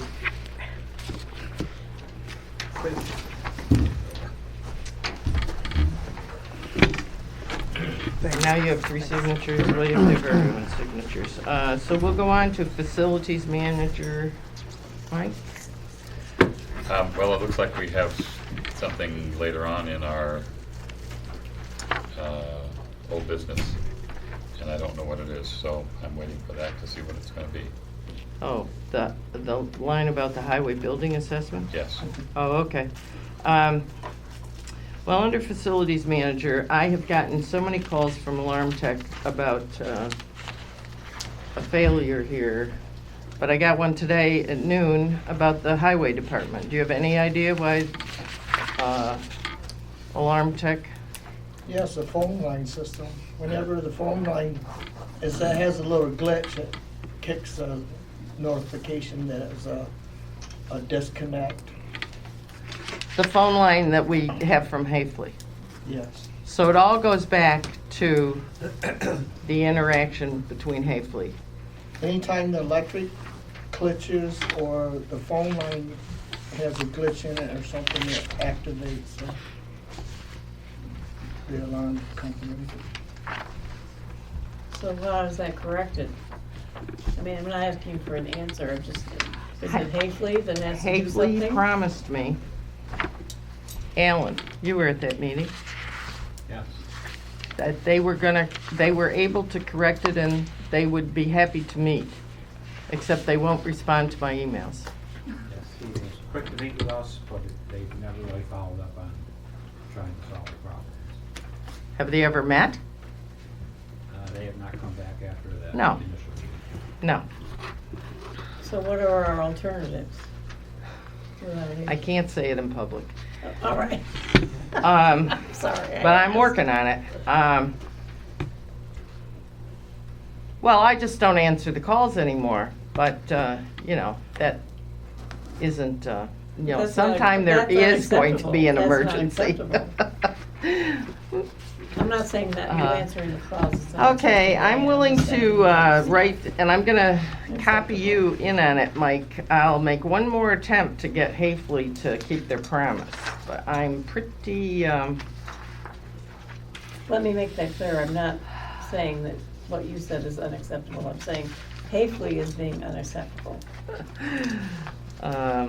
What exactly is the service they're providing? that Hafley's providing? Yeah, Internet, telephone, okay, so they're providing and telephone broadband. Okay. Oh, that's internet. There's 3. They're providing a telephone service as well too? Fax, Fax. phone, and internet. Oh, and cable. And TV. And cable. Cable. I knew there were 3. Do we have an alternative? Sure, Verizon. Oh, God. On strike. Huh? They're on strike. And they're on strike, yeah. That's what I said, oh, Was it yesterday or today? Again, Mike, just to let you know, Mike, about 2 weeks ago, we had a power surge, and that blowed out all our fuses on the overhead doors. And when we first opened up, we had that problem about every 2 weeks or so. Right. And it's gone away. It's been a long time since that's happened, but it happened just a couple weeks ago. And that's all it did was blow out all the fuses.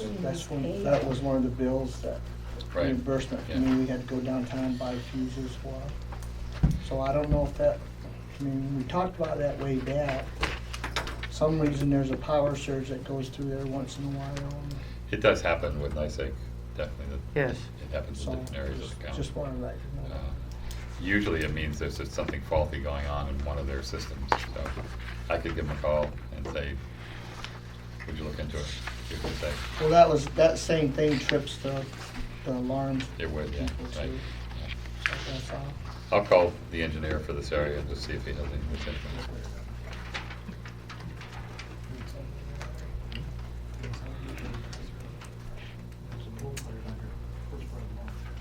I guess I reported on the Council of Governments in the supervisor report.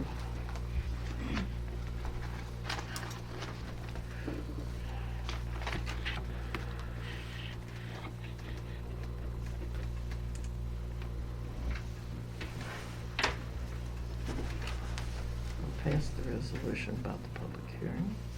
Okay, so update on broadband. That was, that happened at the Council of Governments. The town of Enfield needs, the residents of the town of Enfield that initially signed up with Clarity Connect 2 years ago, maybe now, needs to recontact Clarity Connect that they are still interested in getting service from Clarity Connect. He's doing the build out more over in Cuyahoga County and Genoa, but there is some build out that's going to be done in Enfield, but it is going to be done in whoever the closest neighbors are that get their name in will be done first. So he has not, he had a lot of interest 2 years ago in Enfield residents being interested in Clarity Connect service, but they're not responding now. So there needs to be some local attempt to get people who are interested in signing up with Clarity Connect to recontact them so that they can make work plans.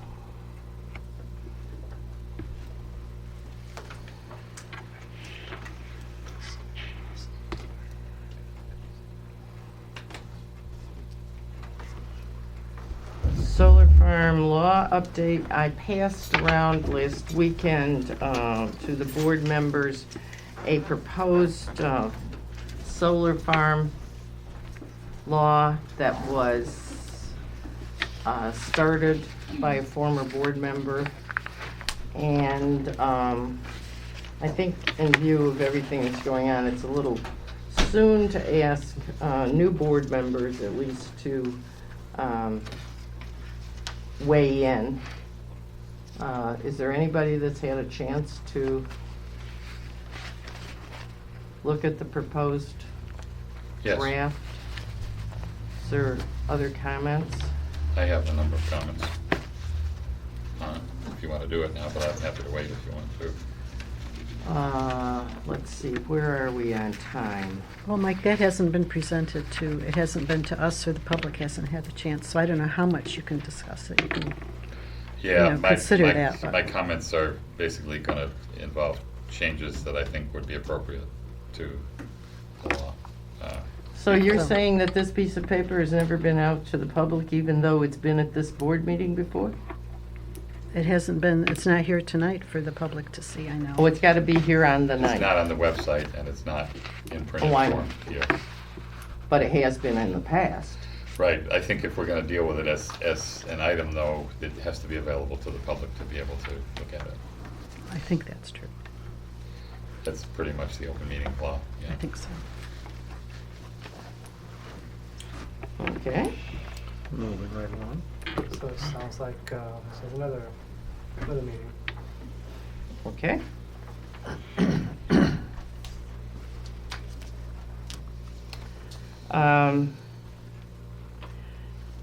Did you get any more info on solar panel installation for the town? We were going to wait until we talked to Paul Hansen, Okay. as far as I know. Okay. All right. I do have quite a bit of information on it. Enough to, I think, take the next step when we're ready to take the next step, but I know you wanted to talk to Paul from Danby about what they did in terms of their leasing system. And, that really is the question, I think, right now. I think it's Okay. better to buy. You wanna buy? I think we're better off. I think it's much less expensive. But if Danby found a way to bring the cost way down in leasing, then that would be great. Update on the park and ride. When I reviewed the minutes from the last general meeting, that subject was on the agenda, and a motion was made, but I apparently forgot to take a vote on the motion. So this is on page 10 of last month's regular town board meeting minutes, March 9. Do we need to find them, or? I have them, if you want to find your copy. Otherwise, I'll read this. I'm happy to listen to you read it, if that's okay. Supervisor Ryder stated that she had received permission from New York State to work in their right-of-way. She moved to hire Patrick Head to do the actual preparation for the park and ride site with a second by council person Carpenter. He would level humps, dig up concrete baskets that held up an old building, and put down limestone crusher run. Discussion. Councilperson Bryant asked what the cost of the project would be. Supervisor Ryder stated she didn't have anything in writing but thought the project would cost about $7,000. She would like to use logs to delineate where parking would be. She thinks that there are some willow and basswood logs at the highway facility. She thought the time frame for work would be between March 15 and March 25. The bid is not open to the public. She reminded the board our procurement policy states public works less than $20,000 need 3 quotes, and between $5,000 and $20,000 need 2 quotes, and less than $5,000 if it is at the discretion of the purchaser. The town will purchase the materials at state bid price. The cost of the job without materials included would be less than $5,000. She noted that the town was not required to pay prevailing wage for the job. No vote was taken on the motion. So, do you have the minutes from last meeting? Yes. So, the only thing I need to, the only solution to this I have is to revisit this motion and bring it to vote. So this should have really gone out to bid No. at that time. Oh, 2 quotes? Or 2 quotes, 2 quotes. because there's $7,000 and it's. You have to between the quote for 5,000 and materials 20,000. when you're taking state bid? Yeah. You're doing a job, that's a total job. You said it was $7,000. So that's over 5,000.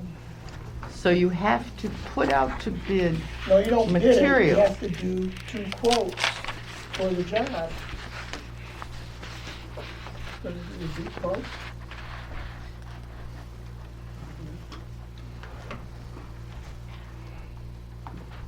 Get 2 estimates On materials? on the job.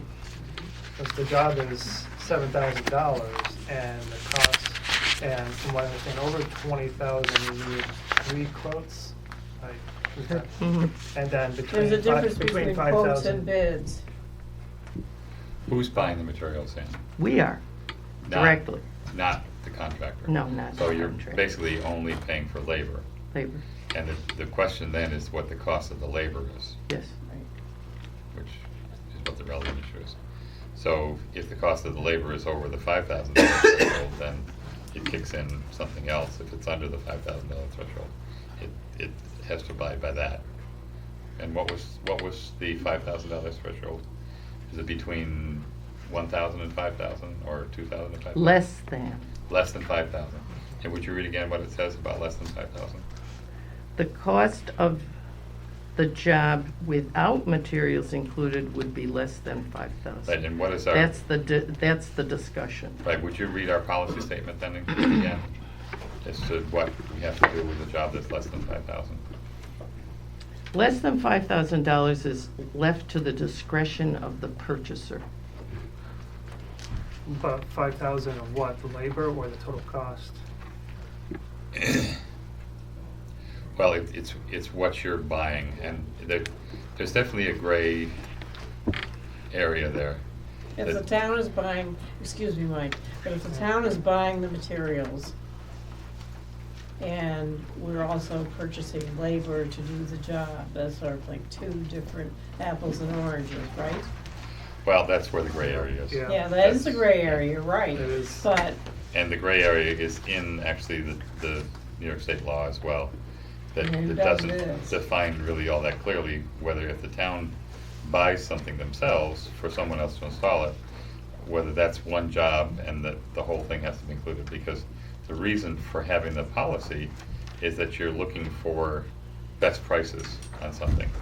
So if you're buying something, if you're buying your materials at best price, and if whatever the best price process is buying it, how is it you're buying it? Through the county contract. To the county contract, so assumably that's the best price that you can get on the materials. for it. That's my understanding Okay. from the county and from the vendor. So the question then is legally, would that kick in to include the material since you've already sourced your materials at best price? Or would it only kick in relation to the thing that you're buying out as a possible open-ended dollar amount in terms of who's the highest, who's the lowest? Which would be the person that's installing the materials, that's putting the materials in place. Then if that's less than $5,000, you could easily say that that's up to the discretion of the purchaser to decide on who that should be. It could go either way. I know that Guy in the past has given us a little bit of say on that, and I don't know that he really had a clear sense of which way that particular one would go. I don't remember that he had a really clear sense of how that would go. But because we bought the materials. and- Because we were buying the materials. But if Patrick had bought the materials and we reimbursed him for the total cost of project, that would be different. Well, if Patrick had bought the materials as part of his contract price, rather than if he actually paid the money for the materials Yeah. and got the best price for the Yeah. materials, and we just reimbursed him directly for the materials as a separate item, then it's a little bit less gray, but it's still a little bit gray. Us buying the materials and paying directly for the materials turns it into more of a black and white issue Yeah, in my mind. I'm sorry, So- I was able to hear the beginning, but if we buy the materials and they're sitting there, when we hire Joe, we, do the bid procedure or the quote procedure, and we hire whoever, A, B, or C, and they come in under $5,000, I think we're all right.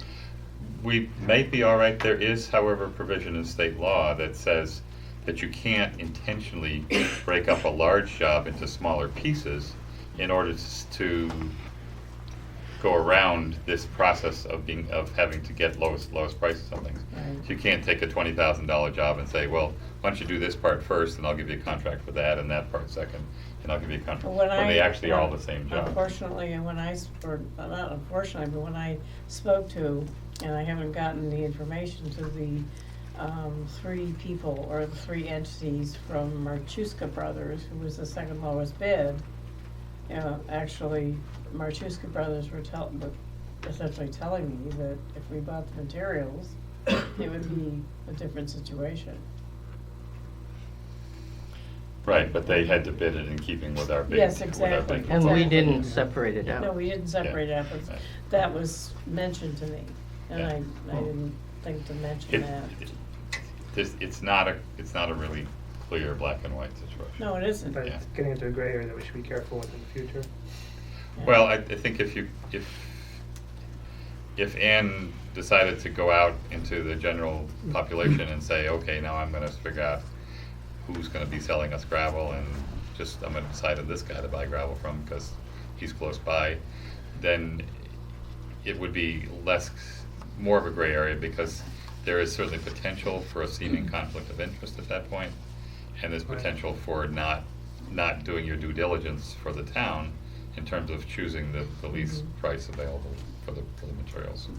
So, The other It's- thing is that no contractor could get it at the county bid price. It was, only the town can do that. Which you didn't either, because Cuba Crushed Stone is the county bid people. Excuse me? Cuba Crushed Stone is the county bid for Crusher Run for us out here. and is that what we got, was Crusher Run?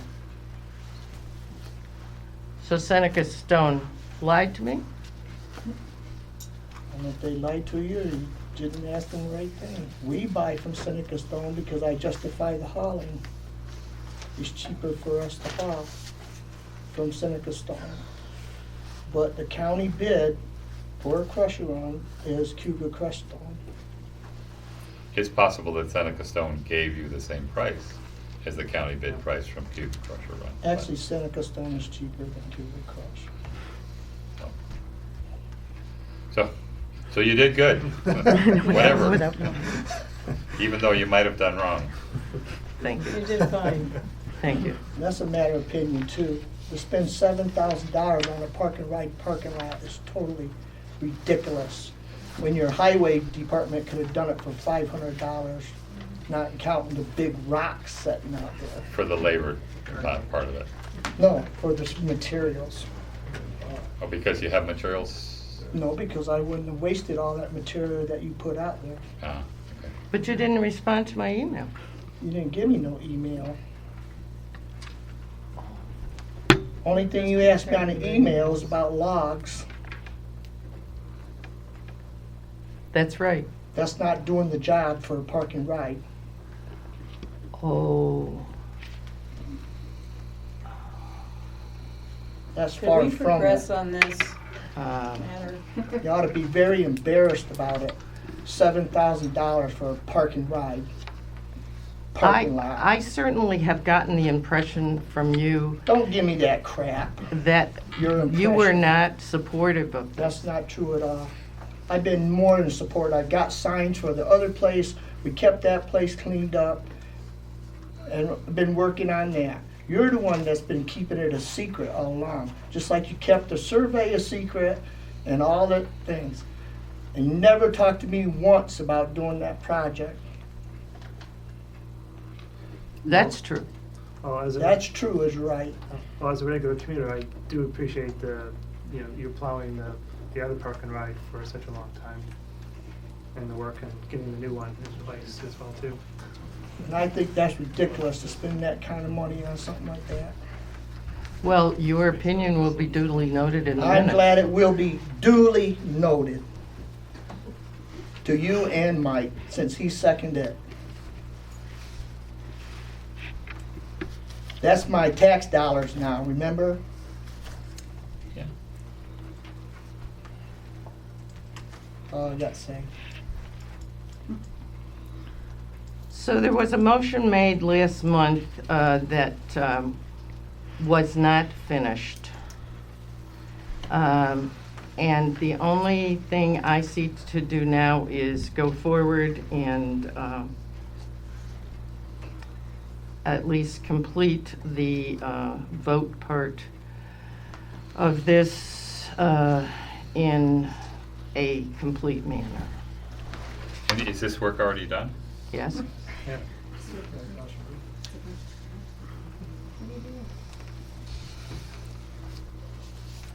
And forgive me, but I don't really understand why the two different ones. One is for Patrick Head and the other is for Jeffrey Juber. Well, when I really got into this, I had to have a hauler for the materials that we bought. So Jeff provided the Hauling. Actually, you could have got delivered price too, and they would have delivered it from the quarry.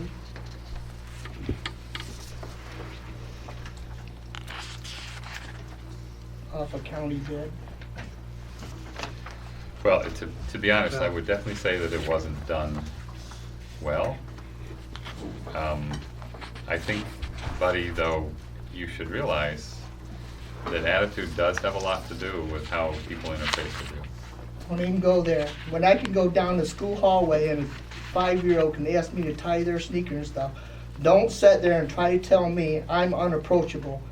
You guys need to get your act together and quit going to Danby, quit going to Newfield and insulting me like you do, and come down and talk to your own highway department.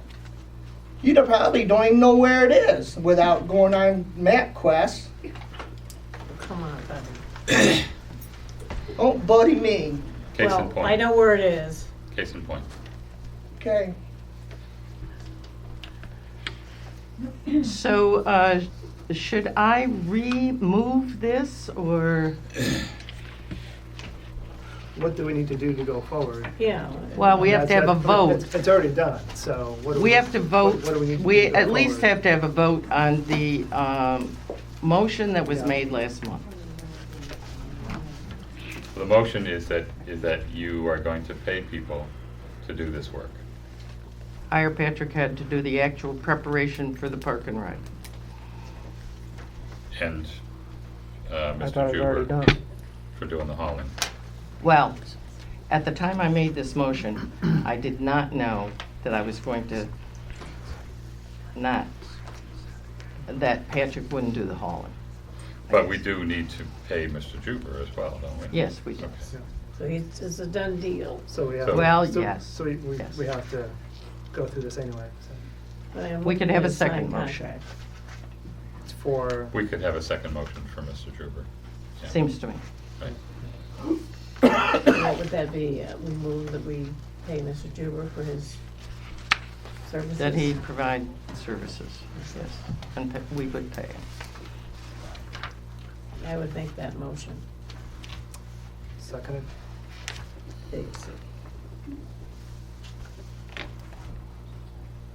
Call the vote. Councilperson Bryant? Aye. Councilperson Carpenter? Aye. Councilperson Handstein? Aye. Councilperson Miles? Aye. Supervisor Ryder? Aye.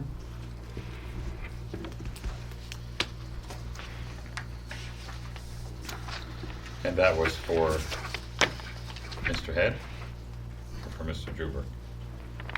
as I was making it for Mr. Juber. Okay, Okay, so we so need it's to go up to back to you. the one from Mr. Head. Okay. Call the vote on hiring Patrick Head. Well, I'm a little confused. I thought the work was already done by him. It was. But, back in the minutes of the last meeting, We didn't vote on there it. was no vote taken on the motion. Okay. So it's already done, but we just have to. Move that we And I pay- know no other recourse now except to take a vote tonight.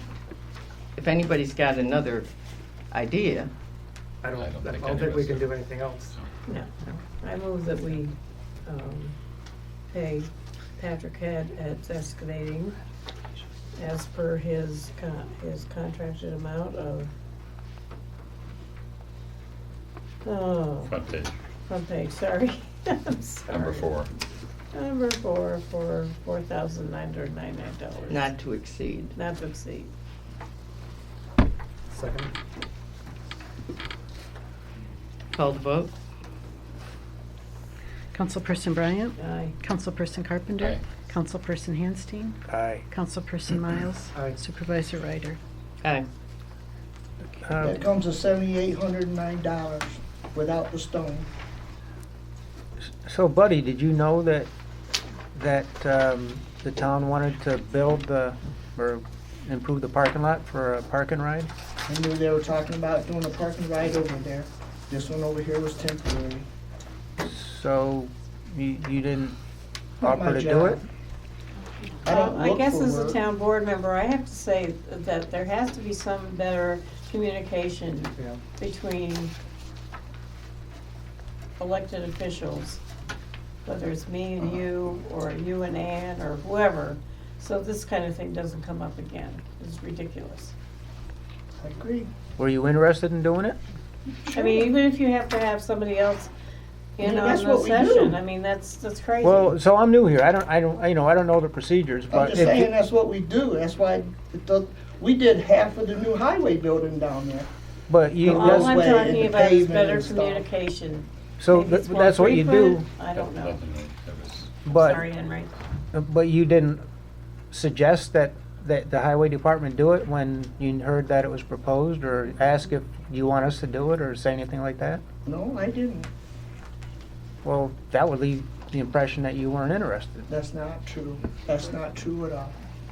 Don't Well, even if start you were trying to do interested, that. why wouldn't you express your interest to the board and say, we can do that and save the taxpayers a lot of money? Why would he need to? That's what he does for a living. Why would you even not consider it? He did not respond to my emails Your about the email laws. asked about delivering logs up here. I got no response. That's right, because that was ridiculous. I am not chasing my tail around circles. So in the future, we should have been clearer and asked you directly that, would you be willing to do that?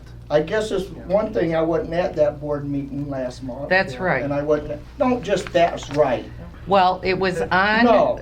on my notes to ask you. You were not You can send me here. an email about logs. I You can did. send me I an did. email about doing that project. I did send Just you. like moving them mailboxes for $1,100. It's a joke. It's ridiculous. Well, But I we're can back really, to, no, we're back to this $7,800 that's come to, not counting the gravel. And there wasn't 2 quotes done. So what is the board gonna do about it? Well, I'll ask our attorney tomorrow. It's not Well- like other boards haven't made this same mistake. Go ahead, Henry. well, just listen to this interaction. I can see why, Ann's reluctant to contact you and deal with you, because it's kind of unpleasant. Whatever excuse you wanna make for her. You're new here, like you said. You've been here in the last 8 years, or last 4 years, and see how I've been treated by her and some of the board. You'd understand my frustration.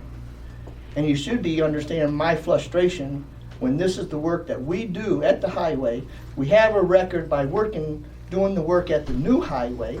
We do your roads every day, and you don't even think about coming and asking us about doing a project like that? I You thought don't think about it? I was told that you were asked and you weren't interested, so Not true. I don't know. Just like painting that building. I offered to get it done for $8,000. Not interested. Now we're doing it for $14,000 plus. So that's where I am. Did you know that part? That's not true, buddy. That is true. No, it's not true. I asked for $8,000 for a seasonal to paint that building. Then you revoked your offer. Because Ann said she didn't think I should get $8,000 to do it.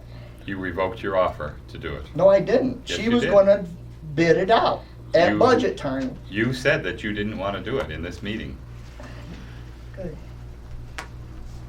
You go back and read the minutes. I don't have time to go back and read the minutes. Oh, now we don't have time.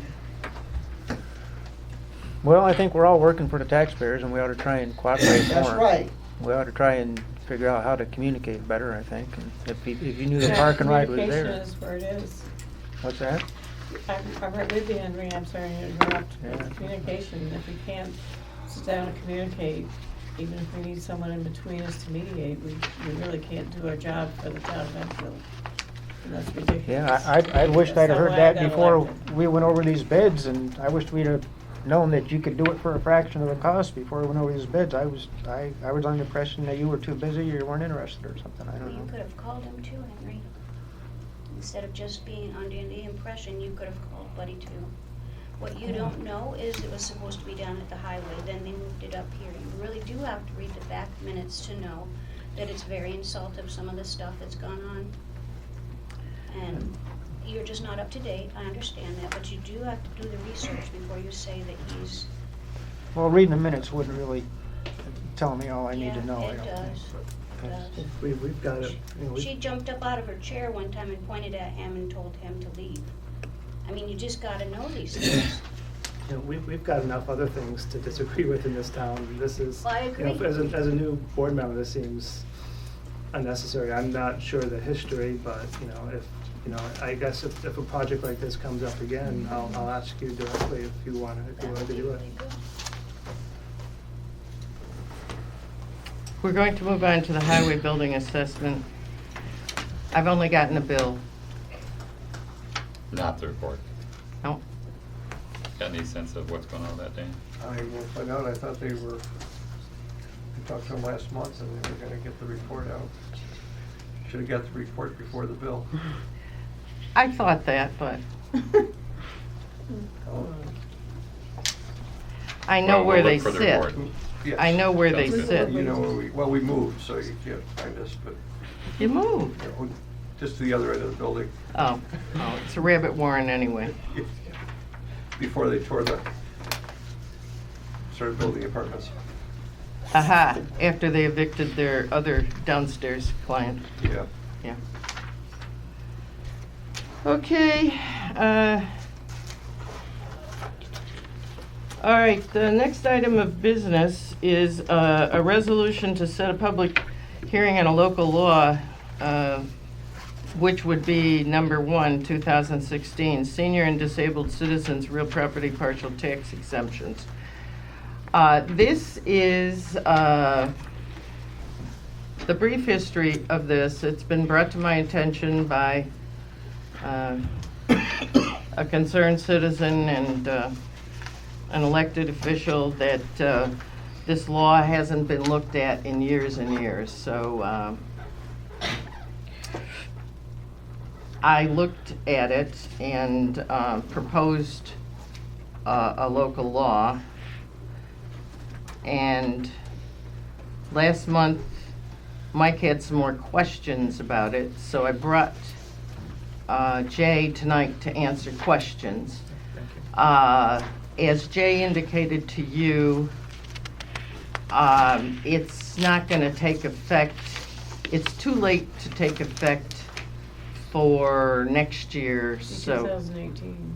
Yeah. So it's not pressing, but it is another example, as you can see in the resolution. This, a local law was passed in 1990. And as we know, local laws should be looked at periodically. and I thought that was certainly a sufficient periodic time to relook at it from 1990. But, you know, as I say, it's not pressing, we don't have to act on it. In order to make a local law, we have to have a public hearing. So this resolution is to set the public hearing, but also at the public, or prior to the public hearing, you have to have the proposed law. And this is the proposed And law. this is it.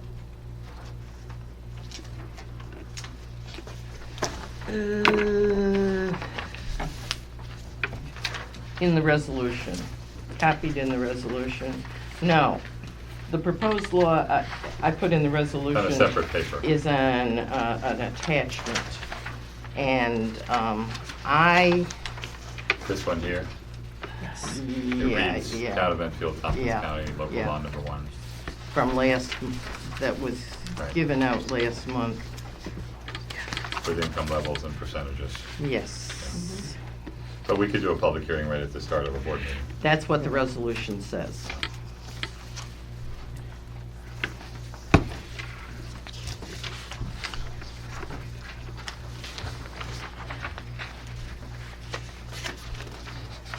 Yes.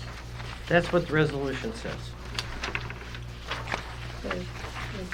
So do you want to act on that tonight? Do you feel Does the public have this? Should we read it? I believe there is a copy over there. Okay. Well, I guess I thought that I had already sent this to Alice last month, but maybe I Yeah, didn't. no, there's a copy of the proposed law, but Okay. over there. Yeah. But the public hearing resolution Senior is disabled. what would need to be read, not The the resolution. proposed Yeah. law. Resolution. Right, but the public does Read have the that, law. yeah. And it's resolution number, I don't know, because Ann and I have different numbers, but I'll put in the correct I number. do not believe I put a number on this one. it doesn't have a number. It's It like, does not have a number. It was one. And you don't agree with my first two. right, I'm off by one. It's 40, maybe 44, give or take one. There's 44 and 45 on that one. Would it be 46? Or would it use 46? Well, I don't know where 43 is, so that's the You want me to read question. it? Bond payment is 43. Yes, I'll read it. Town of Enfield, Tompkins County, New York, local law number, No, oh, this one, the resolution. oh, the resolution, sorry. Not on there, it's on the Oh, resolution. I'm sorry. Resolution 2016, number to be decided. Public hearing on local law number 1 of 2016, senior and disabled citizens, real property partial tax exemptions. Whereas the town of Enfield passed a local law in 1990 providing certain exemptions for real property tax to certain persons 65 and older pursuant to sections 467 of the New York Real Property Law, and whereas Enfield has never granted an income exemption to low-income disabled landowners, and whereas these limits have not been reviewed in several years, and after review of other municipalities' income limits, and whereas a public hearing has to be held on any proposed new local law, now therefore be it resolved that a public hearing be held on May 11th, 2016 at 6:30 p.m. at 182 Enfield Main Road, Ithaca, New York, on the proposed local law number 1 of 2016, senior and disabled citizens' real property partial tax exemptions, which is attached and made part of this resolution. The town board further directs the town clerk to advertise this public hearing and file and circulate this resolution to the extent required by any applicable ordinance, statute, or regulation. Is there a second? Second. Discussion?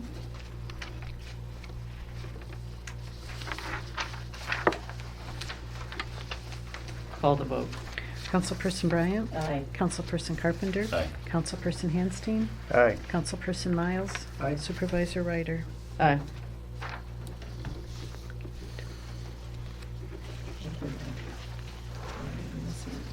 The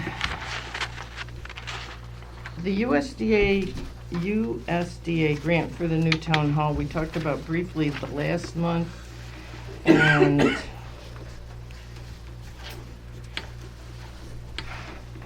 I'm not sure what my notes said from last I month. was gonna look into it further and I haven't had a chance. Okay, I will make a chance. Okay. I will make a point of okay. it. And then I put on here under old business, the next steps in the seeker process.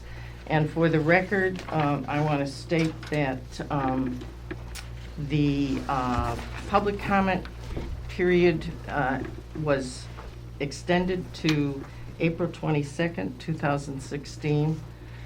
And a second public hearing was held on April 12, 2016.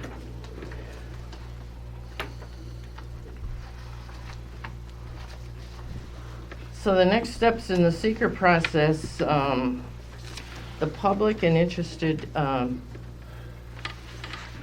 agencies have until April 22nd to provide written comments to the board. I think that Alice has forwarded written public comments as they've come in.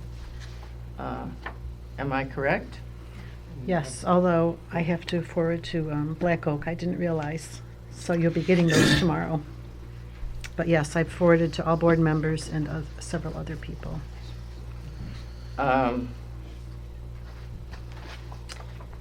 And there is, and I didn't contact Labella, but the board wants to be, my understanding or my gathering is that the board wants to be active in the preparation of the final seeker. Have I read the board correctly on that? Well, Probably want to be more involved. I wanted the Yeah. board to be active. Yes. That doesn't mean the board wants to. It just means I wanted them to, but. I think we should be active in it. Yeah, I think so Labella, too. I mean, Labella is really representing us. Yes. But we don't have Right. the technical expertise to do it. So, I yeah. feel strongly we do not have the technical expertise to do a lot of this. Yeah. Pardon me? But we should always. I feel strongly, we as the board do not have the technical expertise to. No, and I think we should not, we should be actively involved, so we aren't accused of being, I hate to use that word, secretive or otherwise, if we, like, not knowing what's going on.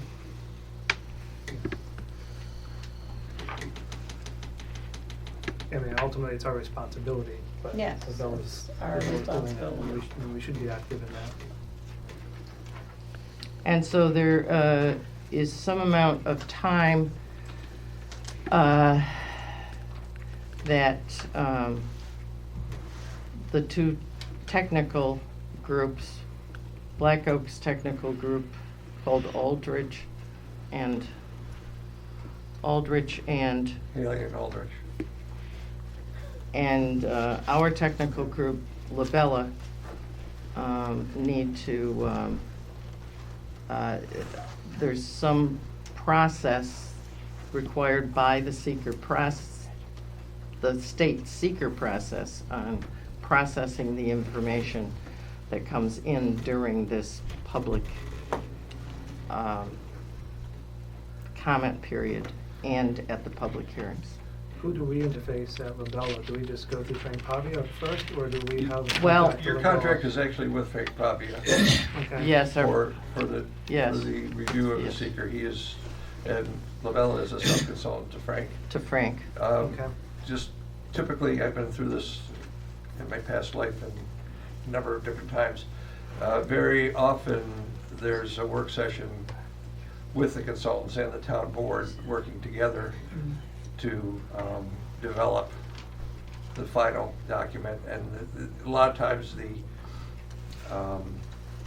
applicant will produce a final environmental impact statement, but it is the town's document, so I would So that recommend- sounds like a special meeting. I think it's very common. Yes, it would be a good idea. Yeah. Would representatives from Labella come here, or would we Skype them in, or how would No, that work? they would, well, I come can't speak for face-to-face. Frank, but I know people from Labella would be very willing to meet with the board. Yeah. Get work with the board. They do So face-to-face. Okay, good. That's a very good idea. The lead person from Labella on this is Kathy Spencer. With a K or a C?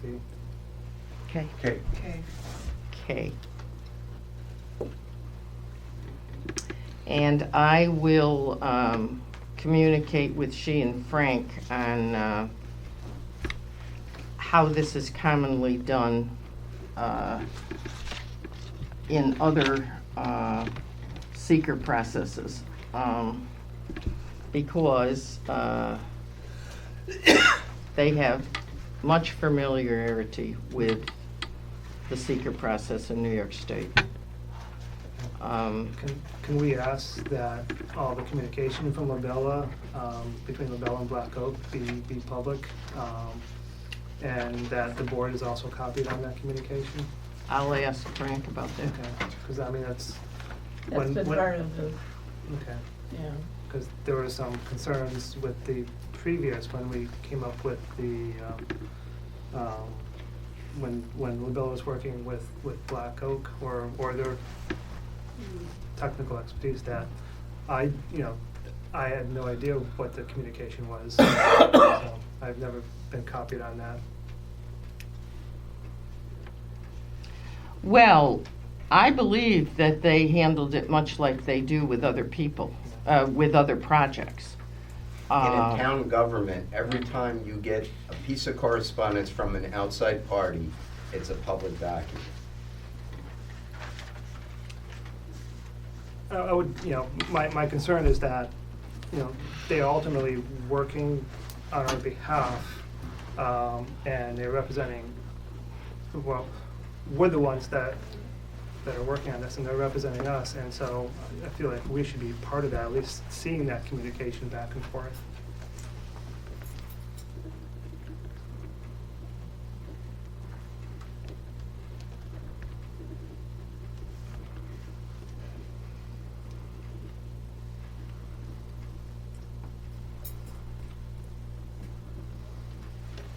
So how do you want that information gotten back to you from Ann? Whatever, just copies of emails or whatever documents are passed back and forth, that they also are CC'd, the town board is also CC'd, and the town clerk is CC'd on that, and that's also public information.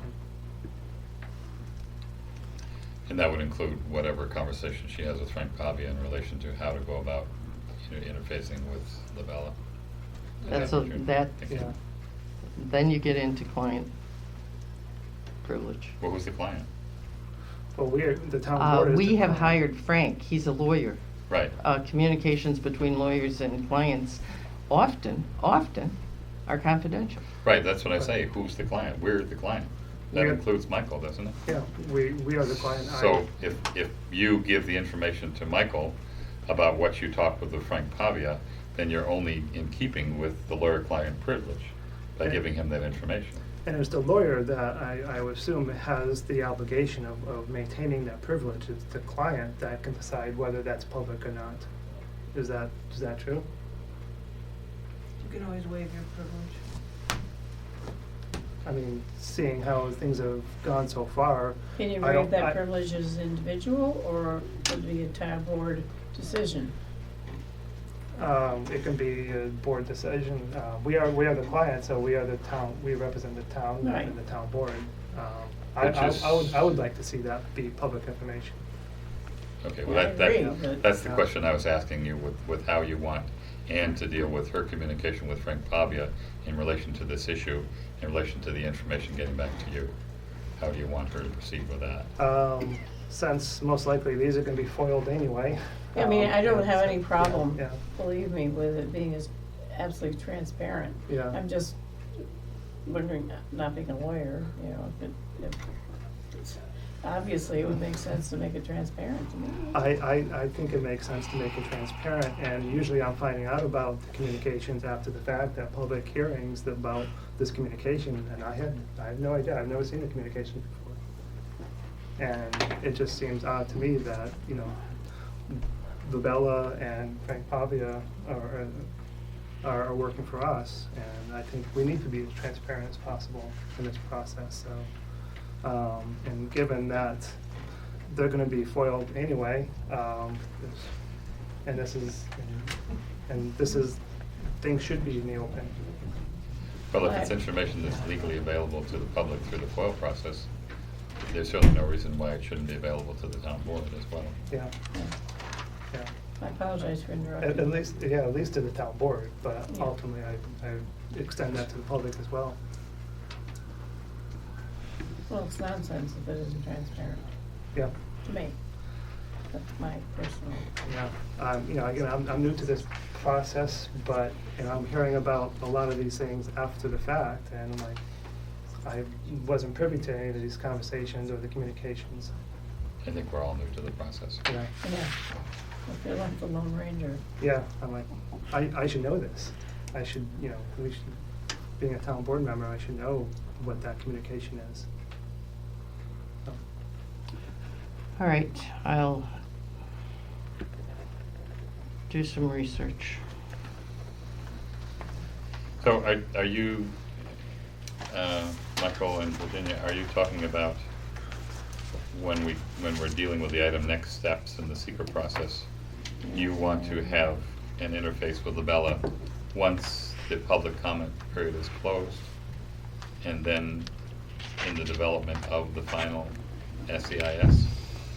Yeah, I think we need to be a part of that, yeah. Okay. Yeah. I think we need to be a part of it. But you're not saying that you feel like you want to have a part, you want the board itself to have a part in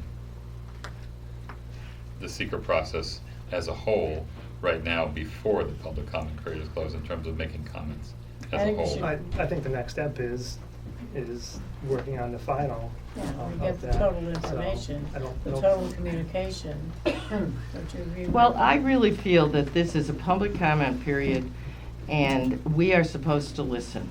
Now, if individual people want to comment, because being a board member does not exempt you from being a citizen, that's perfectly fine. But as a board, we are supposed to listen during this comment.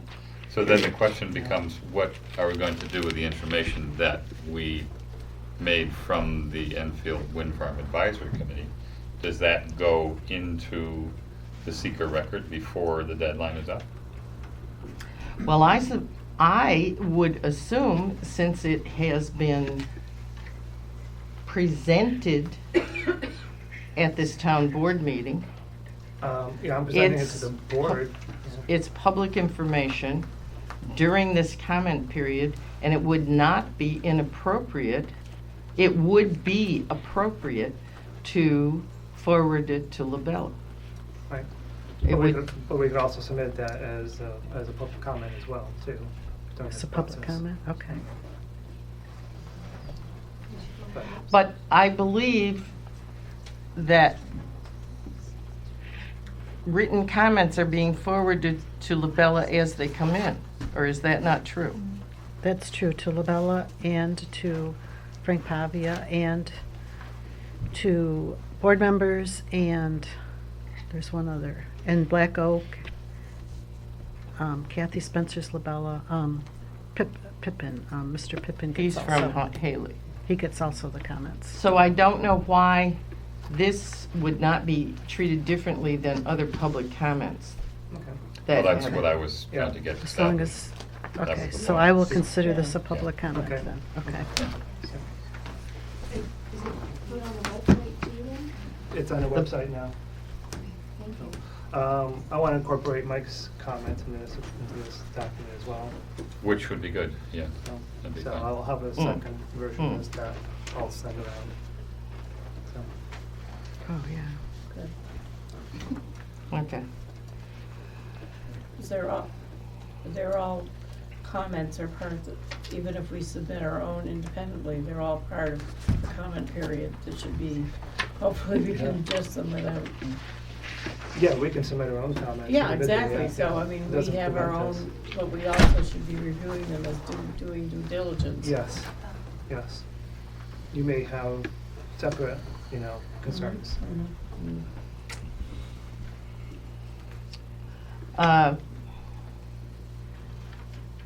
So is there a feeling among board members that you would like to have another special meeting to discuss other things before the end of the comment period? Not sure. Like I don't know if there's really a need to do that. The end of the comment period is April 22nd. Yes. April 22nd. Yeah, I mean, because we're collecting comments after that period, and after that period, then we can have discussions with Labella, Right. right? Could have a lot Well, to- I mean, we'll the need board, it. the board is, once you get the comments, as Ann said, you're Yeah. listening to the public. Right. And but that doesn't preclude you from commenting on the process, because you're gonna be writing the final environmental impact statement. Yeah. But after April 22nd, now we have to start our communications with Labella and set up a meeting with Labella to discuss those public Right, no, comments. it's a good idea. That's a to- common part of Yeah. that process. Well, can I ask you the question then, Dan? Sure. So the public comment periods, the public comments go to Labella. Start Well, first. they come to the town, Come to the and town. then Labella is a technical representative that Right. is reviewing those comments and assisting the town. Goes to Labella. Goes to Frank Pavia technically first, but. Okay, Frank Pavia, Yes, Labella. Right. Okay, at some point, Black Oak is expected to have an interface with those comments. Normally the applicant is kept in the line of communication with the whole process. Okay, yes. when does that happen? Constantly, usually. I would say, Okay, so that's 4. Now, does the applicant's responses to the comments come back to the process before it's issued as an SEIS and have some ability to, again, interface back and forth? The board and the applicant should work together, or the board can ask Right. the applicant questions. Right. The board is making the final environmental impact statement. Right. And a lot of times, the applicant will provide technical assistance because they may have experts on board, or they usually do, and, help the board with the process of writing the final environmental impact statement. And it's give and take because there's mitigation factors that are involved. And that's what the whole final environmental impact statement is all about. Right, except that when that SEIS comes to the board for approval, when it's considered to be ready to deliver to the board for approval, the board then has the option to approve it or deny it, right? It's your document. It's your document, you're writing it. Technically, you're writing that document. This Okay. is not the part where we actually create a positive or negative is in the finding statement. We've after already, that. we've already After that. we've That's already after made a the- positive determination of potential significance. That's what started this whole process. The applicant provided all the documentation for the draft environmental impact statement. It's now in the public comment period, so outside parties have an opportunity to comment. You've also got involved agencies, and that may be the other one you're talking about, Alice, because I believe Newfield is an involved agency now Mhm. because of the potential for. I think they were before, but. Yeah, they probably were 'Cause before they were because they're bordering, joining in. So the process shouldn't just be, okay, here's all these comments, we're gonna throw them into the black box called Labella or the consultant helping the town. The town can do that if they want to, but they should be more involved with the process. Right. And help writing it. Now, I've done, when I was an employee of the town of Ithaca, we did findings and final statements, writing them, but as staff, we worked closely with the town board or the planning board, whichever board was producing it. So So we'll. that interface was always there because we were in the same building. So you should be interactive with your consultants, yes. So we'll be interacting with Labella Right. and also Black Oak as well during this Usually, process. yes, the applicant During this stays in the process. We'll be communicating. And then the end result of that will be the final EIS that The final, it will be produced by the town board. the final supplemental in this case, yeah. Right, and then you make your finding statement based on the documentation that you have in the final environmental impact statement. So I didn't get my question answered yet, and I probably haven't stated it clearly enough. Let's use a hypothetical. Let's say that one of the comments that came from somebody in the town said that we don't think any donkeys should be grazed underneath any of these wind turbines. Okay. Okay. Perhaps, People can say anything they want okay, would you let me during finish my this question? public No. comment Sure. period. Let's say, this is just a hypothetical. Let's say then Black Oak responds to saying, well, we have a lease and one of the properties with the wind farms where a man owns donkeys and our lease requires that we have donkeys grazing under those wind farms. How is that resolved in the process? Where is that resolved in the process? What's the problem? What's the problem? The problem is that someone says, whether it's the town, whether it's anybody who might be making a comment on this process, says, we think there needs to be no donkeys, we think it's not safe. Okay? Well, that's a comment from one person. Right. And then you review that for its technical merit and make a determination. Right. So I, as a town board member, and perhaps a few other town board members will agree with me, I look at that and I say, I think they're right. I don't think any donkeys should be grazed underneath those wind turbines.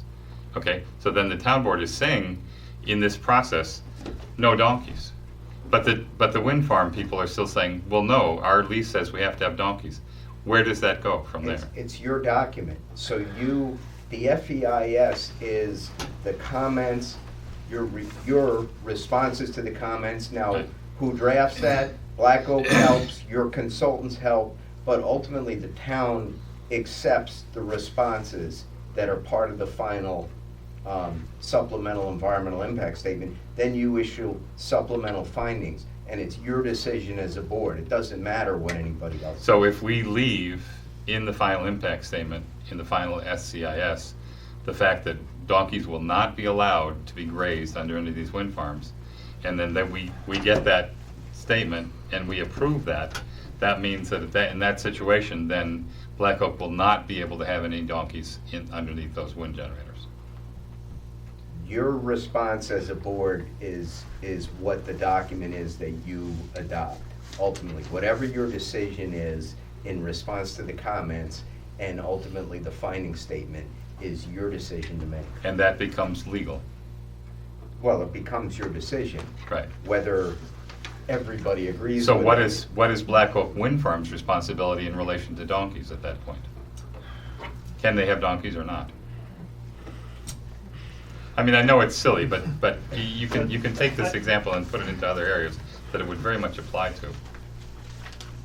Is that okay? It makes sense, what I'm asking? I think the donkeys part is what's. I know it's a little. It's confusing. I thought we needed a little bit of levity, that's all. But- I mean, ultimately, your final impact statement, as somebody said, has mitigation measures and things like that. And ultimately, your findings can issue conditions that are, but based on the record. That's what the finding statement is. So if Black Oak then says, we want to have donkeys, but we will find a way to protect them, that's in keeping with your needs, then we could accept that. Definitely. If it meets with your final conditions and findings. And just to clarify, somebody talked about positive, I think Mike did, positive findings. Positive findings is different than a positive declaration, which was done long ago. Okay, fine. Yeah. Findings My have to language is a say little that off. the project mitigates or avoids or mitigates environmental impacts to the extent possible. That's called positive findings. If you can't find that a project avoids or mitigates impacts to the extent practicable, that's called negative findings, and you cannot approve a project. So At the finding statement level. Yes. Right. Is that in keeping, I don't mean to doubt you, but I just. No, wanted that's to- exactly I what know, it I, is. he's, what he said, yeah, that's. Okay. I think another aspect that we should keep in mind in this is that this is an environmental impact statement, it's not a law. And that you. It's a you- process. It's, you're finding an environmental impact in this process. But- And the process, I believe, has standards. Really.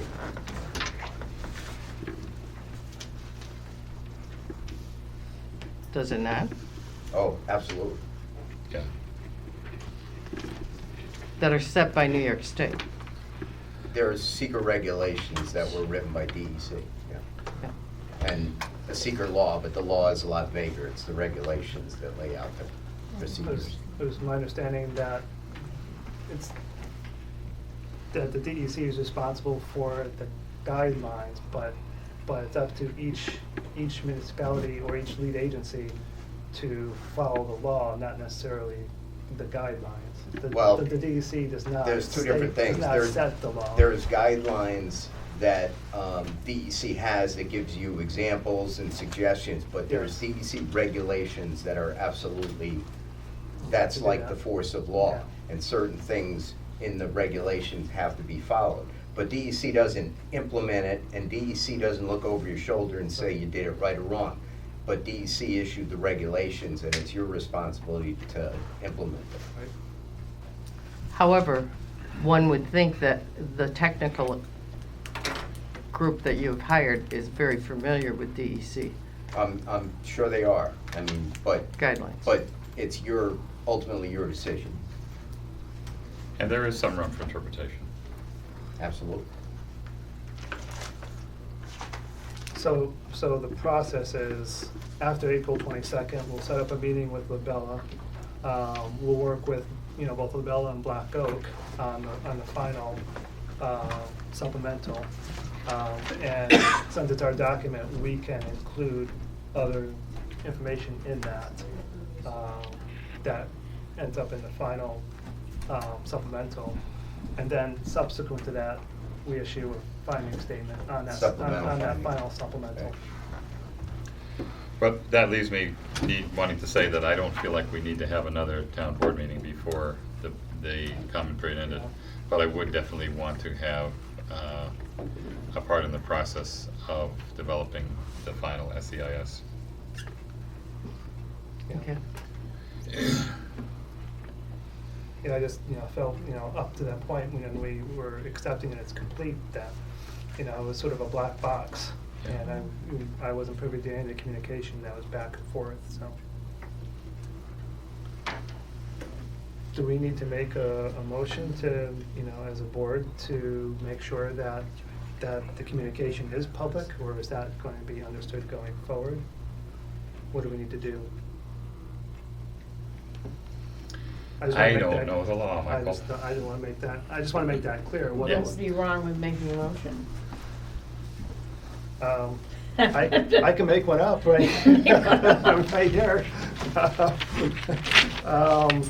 I make a motion that all communication between the town board and Labella and Black Oak be public information, both for that is the town board is copied on, but is also made public. And do you want to include Frank Pavia or not into that? Including Frank Pavia. Okay. Second. Other discussion?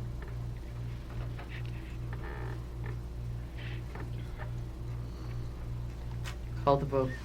Councilperson Bryant? Aye. Councilperson Carpenter? Aye. Councilperson Handstein? Aye. Councilperson Miles? Aye. Supervisor Ryder? Nay. It's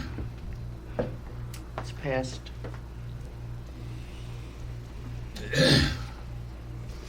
I apologize to everybody. Yes. I have to leave. Yes, Virginia. Sorry. Everyone has family I left out my commitments. purse. We will, I do have one more old business. if, Oh. Sure. That was, there was a question at the last board meeting about the wind law, page 17, Article 5, Section 3. and whether that Oh, was in keeping with Ah. the town laws that the state of New York has? I have the answer to that question. You're talking about the administrative law process that was outlined in the law. That's what they call it. In the law, that's what it's called. That's what it's called, yes. Well, I guess I should get out my wind law here to make sure we're on page 17.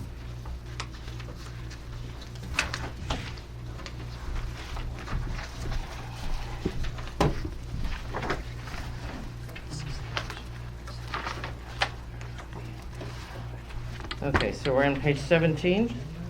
Yes, section 3. Administrative appeals. Uh,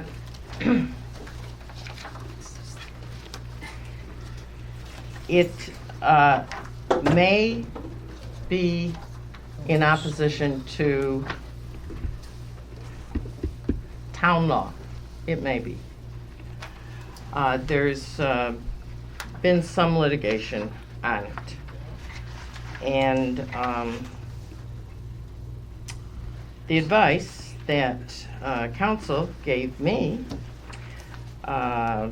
was that under this law, local law, which was duly passed, that it would be prudent if an administrative appeal came to me, that I would pro forma deny it, and it would go straight to an Article 78 and be decided upon. One of the decisions being that it could be referred back and ordered to go through the administrative appeals process.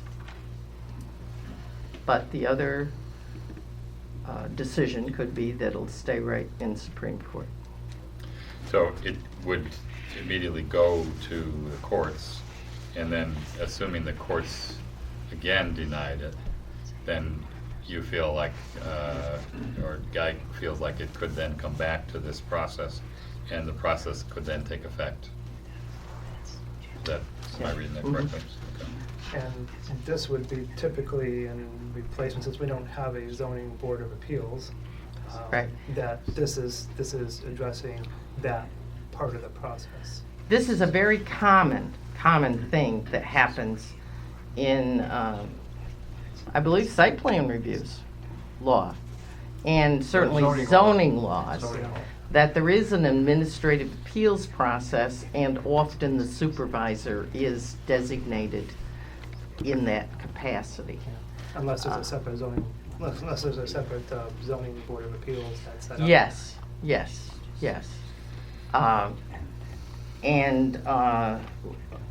Mainly, well, at least in my experience in union affairs, this does not cost money, and sometimes the disagreement can be worked out through the appeals process, which is, as I said, low cost. It can always go to Supreme Court under an Article 78. I think even in zoning appeals, it can go to under an Article 78. But it's my understanding from reading the town law that the supervisor is given the capacity to act as an administrator in day-to-day affairs, but it specifically prohibits a supervisor to act as an administrator in significant issues before the board itself. There's a difference between how the administrator acts in terms of day-to-day affairs, and that's something that's actually a duty given to the town supervisor, but it's expressly forbidden from the supervisor in matters that are significant town board issues, and that's from reading that town law. And it may be that Guy doesn't want to make an opinion on it right now because it is a gray area, and He did make an opinion when the opinion was that, to be on the safe side, I, as the supervisor, should deny all appeals that come before me under the wind law. until such time as they come back to you after the court has if the Yeah. court orders something, if a higher court orders something, there's always room for appeal, but.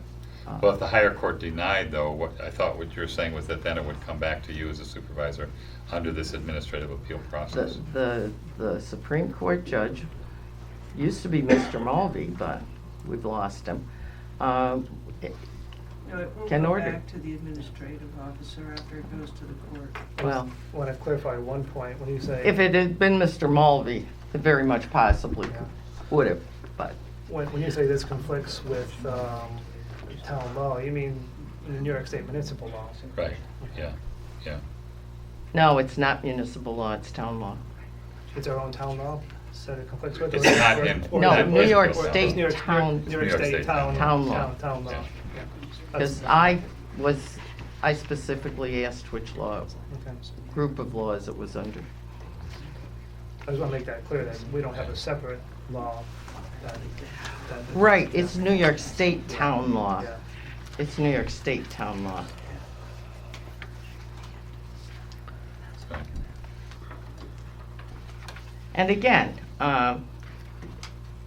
you know, he glanced at it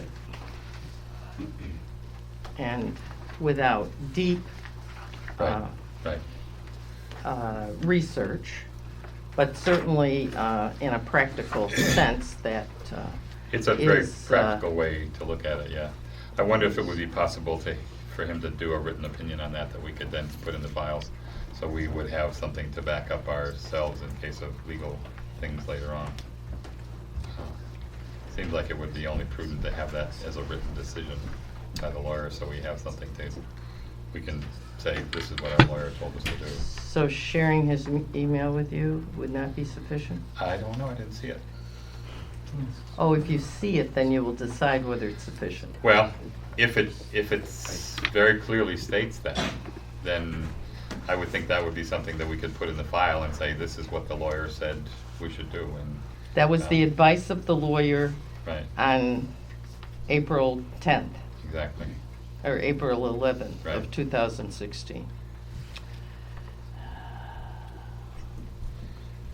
It seems prudent as a board that we should have that backup.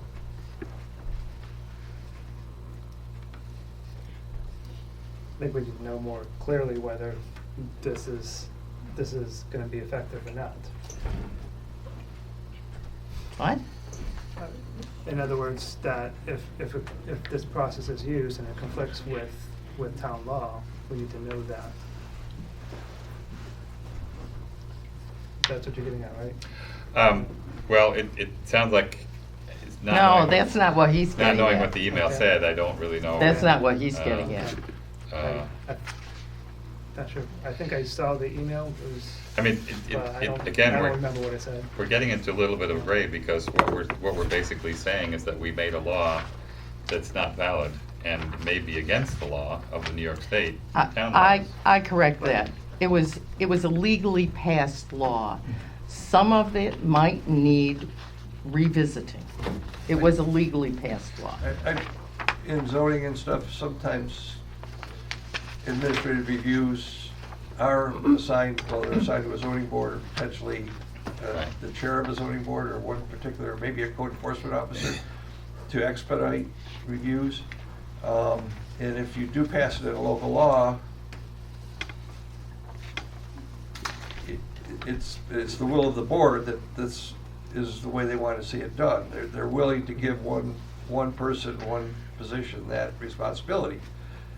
Now, that doesn't mean it's not going to be challenged in a court if that person makes that decision. But you actually enacted, the board, at the time they passed that law, gave that authority to that one person. Right. And it may be in conflict with the normal structures of town government. My understanding, and I might be incorrect about this, but my understanding was that the town originally passed a wind law that was run by the town lawyer, who said that it wasn't done correctly. And as a passed wind law, it actually had to be revoked and then changed to be done correctly. And that can, there could be a number of different things as far as notifications Yes. in Right. time Yes. periods. As Right. Process technical was not done process. correctly. Right. Right. But that doesn't mean that that particular section of it was wrong or Well, right. I understand what you're saying, Dan, and I appreciate it. But I'm sitting here in a place of saying, I am enforcing a town law that I know is very likely To be challenged. not only to be challenged, but is incorrect and not in keeping with New York State town laws. That puts me in a really precarious position in my No, mind, I and understand. I'm not really comfortable I with it. understand what you're saying is, and if, well, that particular board passed that law with that language in it, and it got passed. Laws get changed all the time, and that's what keeps lawyers and judges very busy and Right. usually pretty well off, so. Right. Right, so I'm just trying to kind of go where I need to go in order to. No, I get- understand. Okay. I So, understand. playing devil's No, advocate. your concern is very valid about giving all that power to one person in that clause, but that law was filed with the Attorney General or the Well- Department of State, and I'm actually even more concerned with us making determinations based on an existing law that are incorrect or illegal determinations that we then act upon, and the people that the determinations are about then go ahead and use as a correct determination that can then be come back by someone else and sue us and be an incorrect determination according to the law. That's not only wasteful of time and money and effort and everything else, it's just stupid. No, It's just not a good way to do it. I don't disagree with that. Yeah. And a former town attorney once said his job was to protect the town and keep him out of trouble. It doesn't necessarily mean everything he said was right. Yeah. But he was weighing the risk factors. Right. Right, So- right. And that's exactly what Guy was doing. Right. Just deny it. Take it to a higher court. So, I mean, I'll play devil's advocate and argue, what's the difference between, giving, this power to a zoning board of appeals versus an individual? Correct. It's the same thing, right? It's basically the same thing, except you're putting it out in one person as opposed to a Except board. that town law prohibits giving that power to the supervisor. Okay. The supervisor specifically. Yes, That may the be- supervisor Yeah. specifically. Okay. Prohibit may be so too that's the- strong a word. So that's the difference, so it could be some other individual that, like a zoning board of appeals or. Usually the appeals process goes to someone who was not involved with the original decision. Yeah. And because it's the supervisor, that may If call they- into question. Yeah, because it was part of the board. Yeah. So Okay. that may be true. Okay. But again, I'm an engineer trying to be an attorney, so that's gonna always Well, get you in trouble. I'm with you. The attorney understands what I'm saying. And the attorneys are being silent. Denying it solves your problem, right? You can't get sued for that, so. In any case, it'd be great to put guys' information into the record. I'll go so back so through we have it. my couple of files here and forward that.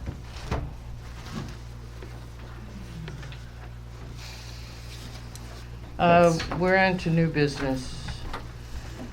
You have a resolution regarding flag policy.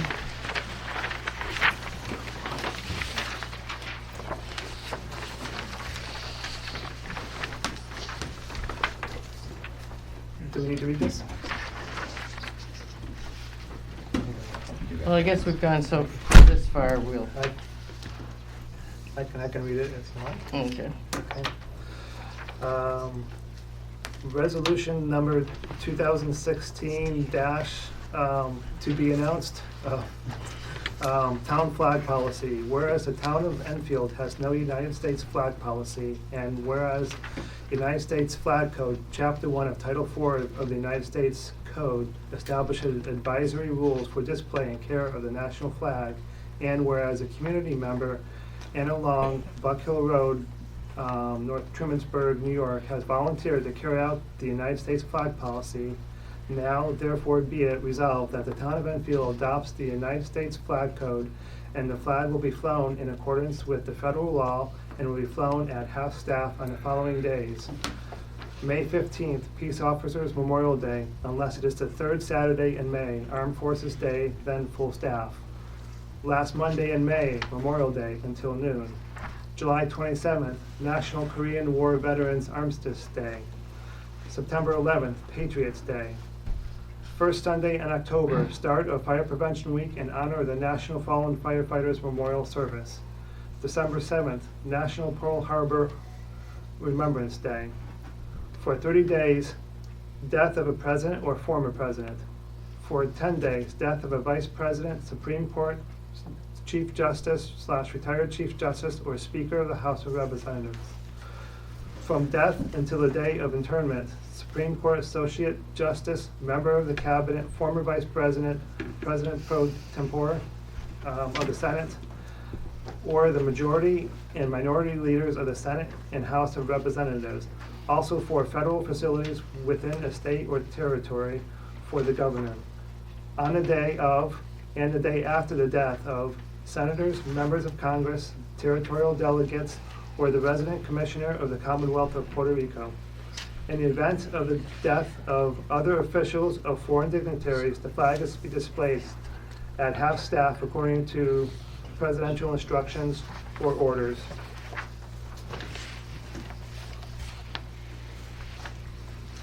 Second.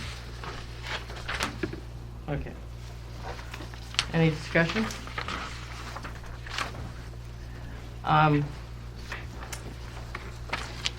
I asked Ms. Long to come to be introduced, but I gave a very short notice, and we could certainly, I'm sure she would appear at other meetings, but if that's a deal breaker, you know, we can adjourn this to next month. The other comment I wanted to make is that this precludes a common occurrence that happens at the Tompkins County Department of Services. It happens at the Enfield Town Hall. I'm pretty sure a couple of times it's happened in the city of Ithaca. There is a common habit of putting the United States flag at half-mast for the death of a local person who someone determines this to happen for. Adopting this policy precludes any elected official or resident of the town of Enfield from lowering the flag to half-mast for anyone other than stated in the policy. So, if the town of Enfield wants to continue the habit of lowering the flag to half-mast for certain local people, we should not pass this policy. Can we have it both ways? Well, I just don't see the sense. I just don't see the sense. Can we implement this flag policy without it being officially the flag policy? and No. still account No. for it? I just wanted to bring that to people's attention.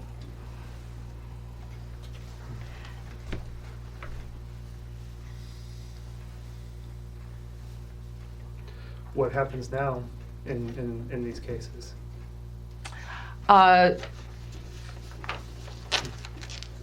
I complained to the head of Department of Social Services that they're not following the U.S. flag policy. And that's about all that happens. Because we just had a death of a Supreme Court justice. Yes, and we did not follow the flag policy. However, the flag was put at half-mast Okay. at the highway department because of the death of a local person.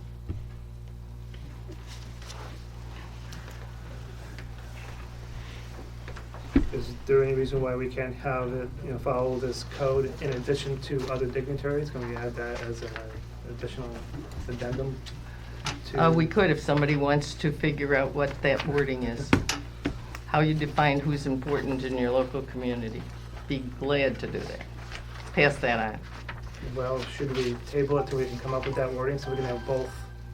And then we can also have her come in and can you introduce yourself? I'd certainly welcome tabling. Do you take a vote on that, Alice? To table the motion? We'll take a vote. All in favor of tabling the town flag policy? Take the vote. Councilperson Carpenter? Aye. Councilperson Handstein? Aye. Councilperson Miles? Aye. Supervisor Ryder? Aye. All right, tabled. Do you need a vote to table something or just a second? I'm not sure. I can't remember, and it's too late. Yeah. I'm taking no chances on that. The next new business, last year, if we had had a consent agenda, I would have put it on the consent agenda, but since we have two new people on the board, I wanted to go over this as a separate item. So I will read resolution number 216. Do we have the numbers of it? TBA. Beautification agreement. We don't have a number because I don't know what number 43 is. 44 is the bond payment, and I don't have anything for 43 that I can, unless That I've you missed can something. put your hands on. Unless I've missed something. So.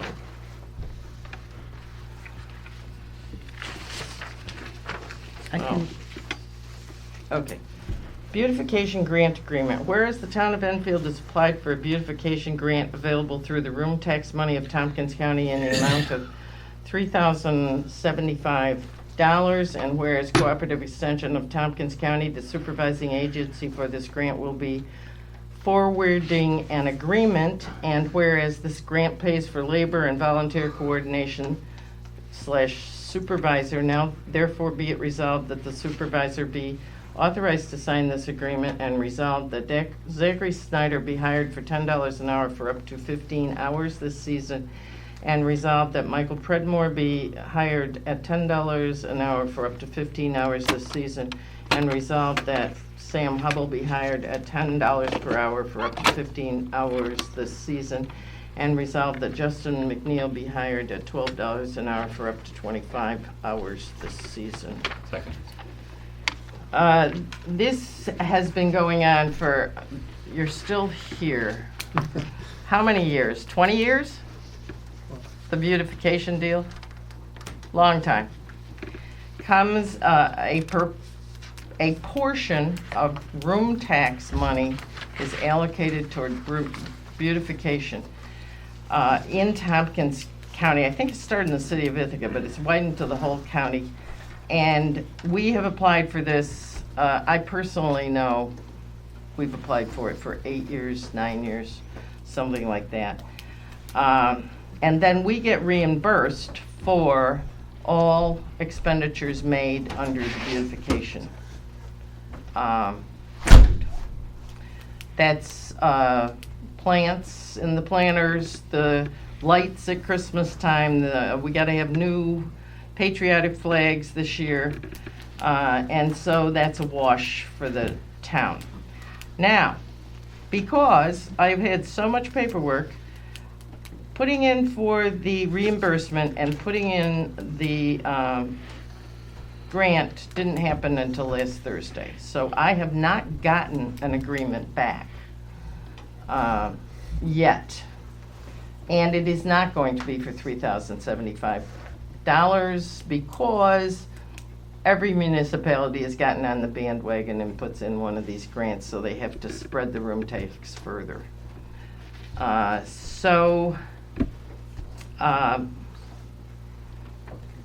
That's the deal. It's a pro forma thing, but if you don't want to do this until the agreement gets forwarded to me, that's fine too. But it does mean that the dandelions will grow because we can't hire these people until this resolution is passed because they are town employees, so. That's my discussion. Questions? What amount of reimbursement is likely to come from Tompkins County?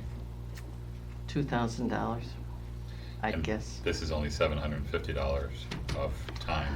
Right, you have no idea, and actually I didn't bring this, the amount of money that they want to spend on flags. Ah, okay. Hopefully not to a total of over $2,000. Well, I'll come back and tell them that Flags for what? the light poles out here. Hadn't noticed, huh? Yeah, but they're already there though, right?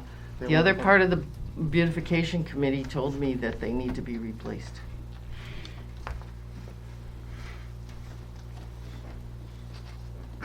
Well, I can think of better uses for money than that, but it's not a big thing.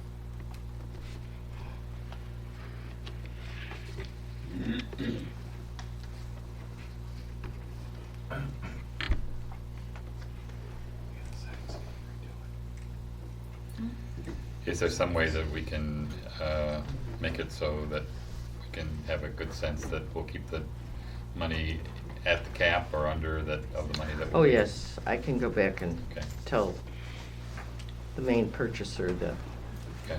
the budget her proposed budget has to be slashed.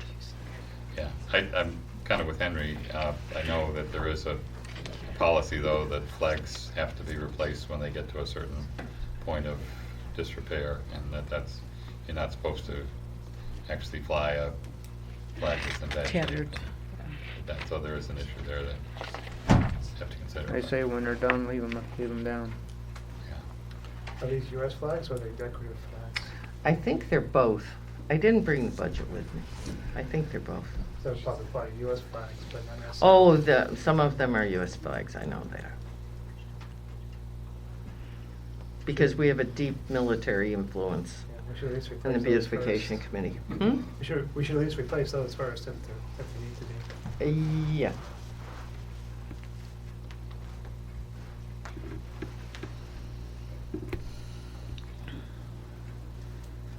Or we could scratch the resolve that the supervisor is authorized to sign this agreement and just get the kids on board, because I'd like to have them start weeding.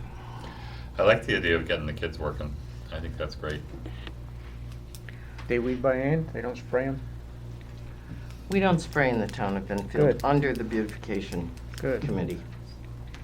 Well, there might be another part that does. Oh, my part of the beautification committee doesn't spray.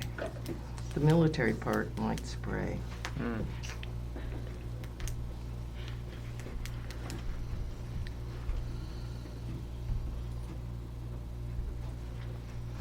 You looking for a second or more discussion? We had a Didn't we second. had a second? We did. I could go either way on this. I'm happy to leave this to whatever people feel is appropriate.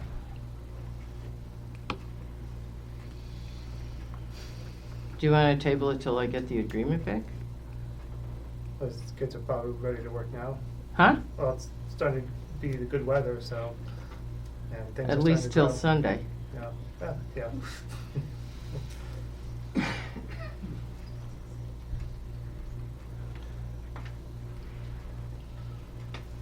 What else do they do during that time? What are the kinds of duties do they have? Is it, you mentioned dandelions, so they actually mow?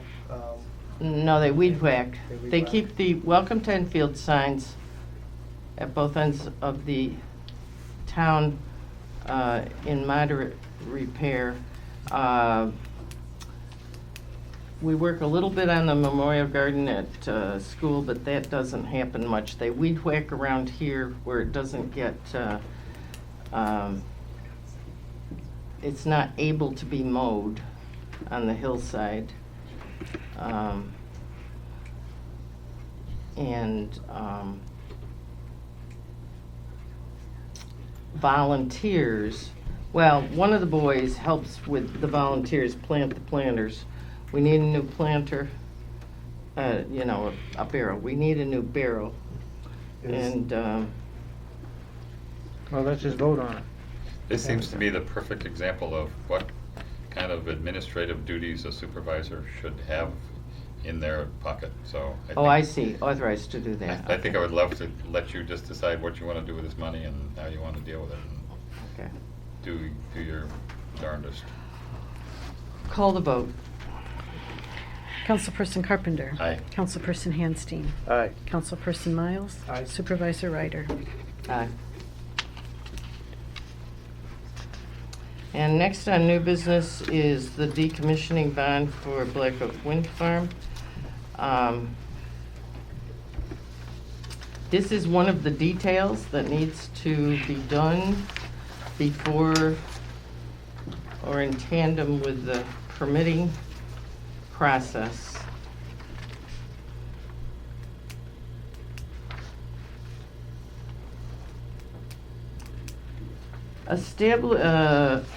Resolution number 2016, and we're not sure of the individual number, establishing amount and terms of decommissioning bonds and other security for future performance of decommissioning and removal obligations of developer.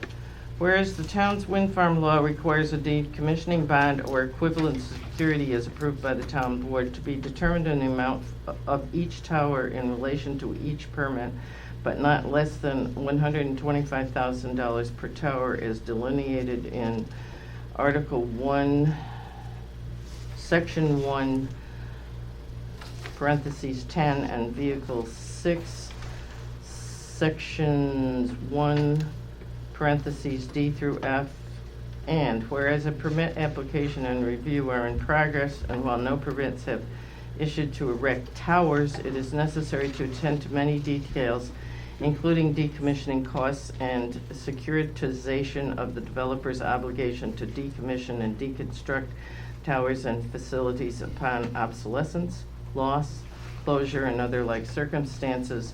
And whereas the general form of a decommissioning bond written as a surety bond guaranteeing developers' performance has been generally but not specifically reviewed and approved by the town attorney pursuant to Articles 1, Section 1, parentheses 10, and 4, Section 1, parentheses D, E, and F of the local law. And whereas engineering estimates duly received by the town establish a cost per tower for decommissioning and deconstruction, and such amount of $125,000 be and hereby is established as the gross initial decommissioning amount that developer shall duly guarantee or securitize in a manner as approved by the town, with such amount to be applied severally in proportional allotments to each tower, and whereas the developer has proposed a plan whereby it may in the future displace bonds with cash deposits and pledged accounts, and subject to approval of the same at future time as substituted security is proposed, and the approval of the terms and amounts thereof by the town board per Article 6, Section 1, it is agreed in principle that the developer may replace the initial bonds with a cash escrow or similar project accounts in the amount of $875,000. That's $125,000 times 7, I believe, to securitize the decommissioning obligations of developer. Whereas upon due consideration and deliberation thereupon by the town board of the town of Enfield, be it resolved as follows. The amount of $875,000 be and hereby is set aside and approved as the gross project decommissioning cost, and a proportionate amount must be securitized by security bond for each tower permit issued.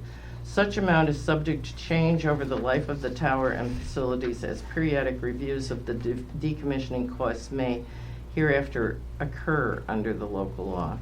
Subject to the approval of the town board as to the terms and amount of such escrow and/or pledge, the developer may substitute cash or cash-based accounts in lieu of and in replacement of surety bonds upon such schedule and at such time as developer may elect.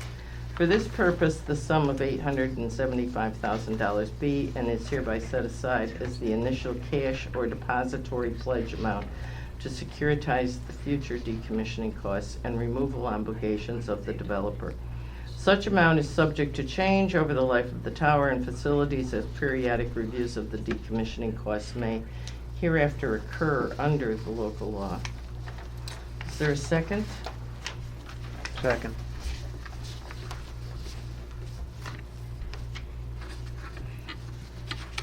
What is the difference between a surety bond, this is getting into finance that I'm not familiar with, and the other forms of Cash? guarantee?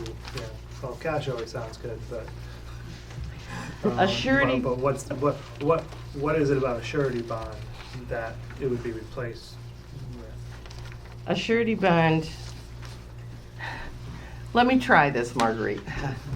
A surety bond is an instrument that they buy on the financial market that but it's kind of insurance, so you don't pay the full face value.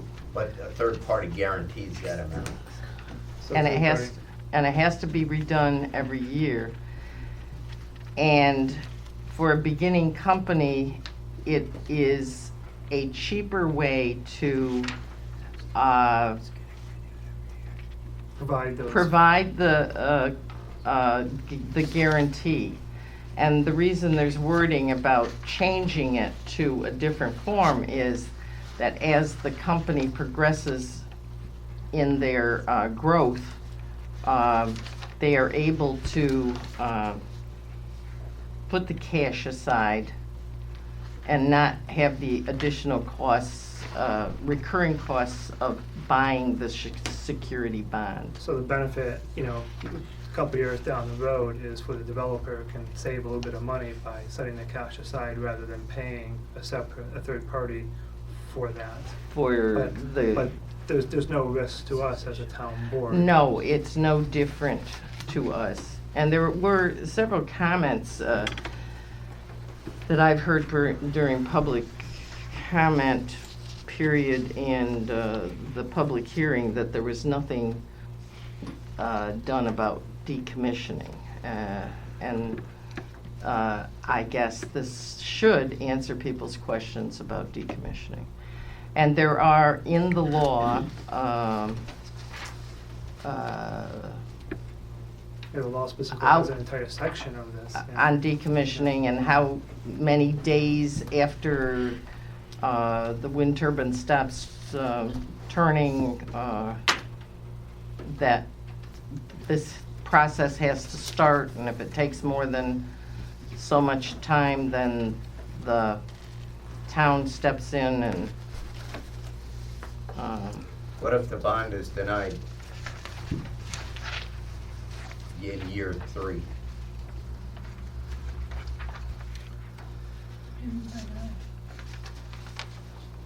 We don't issue a new bond because they're not. They're not satisfied with the financial condition or some other issue. Then what happens? It's a thing you purchase. They're only gonna sell it to you if they think you're good for the money. So in year 3, say the wind farm goes belly up financially, and they don't renew the bond, then that would be the risk to the town, is that we'd be fronting the money for the decommissioning because the company's out of business, they're not paying for the bond, and there is no cash in place. Correct. Is that my understanding? Well, that's the circumstance under which you exercise the bond. yeah. Because that's the whole purpose of the bond, is Yeah. that should Black Oak as a company cease to be, and you have turbines that you have no control over, you can just take them down with the value of the bond by exercising it in the first place. But if there's no longer any bond, because the company doesn't exist and that bond is up, because it's year to year, right? It is year to year. It is not my understanding that it can just expire and have no value after that. Well, they absolutely expire after whatever the date in the bond is. So we can't renew it because they don't trust that they're not gonna have to pay on it. I mean, they're gonna issue a bond because they think that the project's viable and they don't have risk. But when they do their analysis, if the bond's expired, or as they're doing it, the bond expires and they won't issue a new one, that's where you have risk. My understanding, having talked to the surety bond issuers about it, is that they don't base the creditworthiness of the company as a reason to sell or not sell the bond. They issue a lot of decommissioning bonds and base it more on the value of the turbines and the cost of the actual effort and the risk they see of this actually ever happening. And the guys that I've spoken to basically see it as a non-issue risk, and so this is not a big deal to them. Could there be some, Black Oak, as it is right now, as a tiny little community-owned company, is already creditworthy enough to purchase the bond in their eyes. so could there be some time frame, like so many months before the bond is up, that a new bond is guaranteed to be put in place, that we have that renewal in place, like 6 months or whatever the time frame is before that's up? Seems like a reasonable approach. And that would alleviate the risk, so you would know, like, then such a time period before that bond is up and you can't get to that money to take down the turbines, that you would have access to that money if the company goes belly up and it can't secure that, the next year's bond.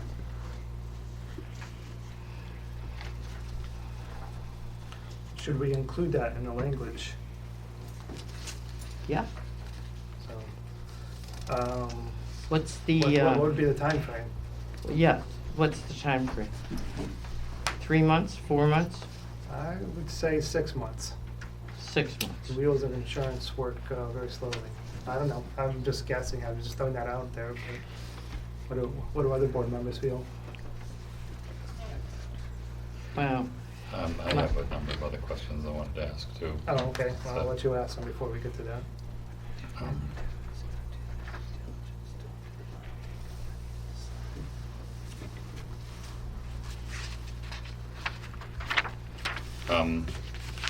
First question is,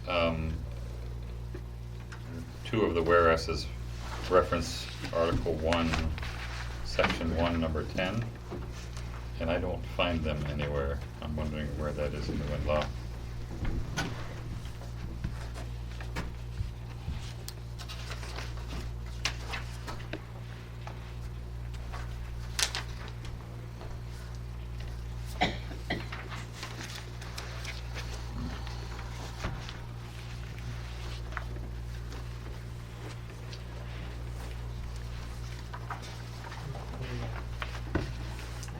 already got the wind law out.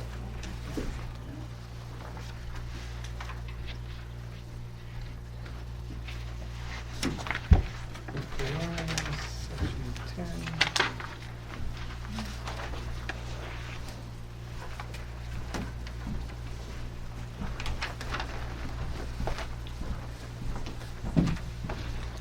Could you say that again, Mike, which numbers you're looking for?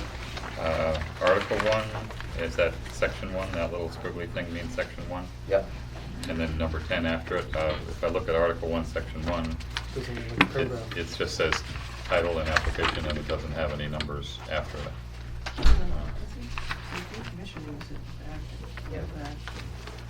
Am I right, or am I not reading it correctly? You're reading from a resolution, right? Are you asking whether a certain number in the resolution is in the law? Well, Yeah. Anne referred to these articles as being in the wind law. That was my assumption, was that what she was saying. Maybe I'm wrong in assuming that.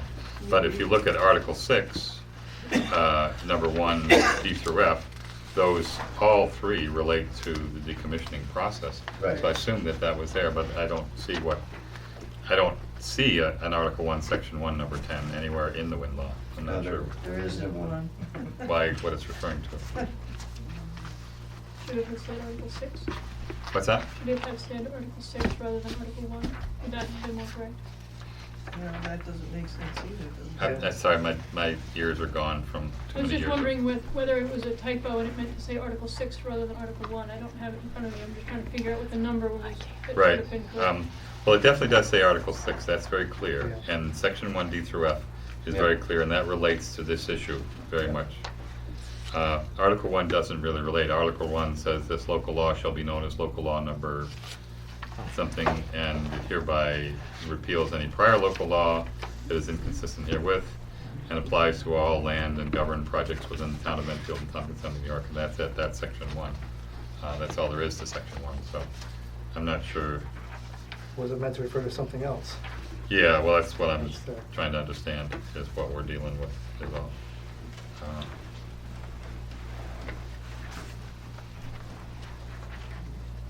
So my second question is, it seems that we would want to somehow have the substation included in this to some degree. And we're only talking about turbines and the 125,000 per turbine, but there's nothing that says anything about the substation, and it seems like there would be some decommissioning required there. We don't own it. You don't NYSEG owns it. NYSEG owns the substation. Correct. And the land is leased by them? The land or- is owned by them. Owned by them, okay.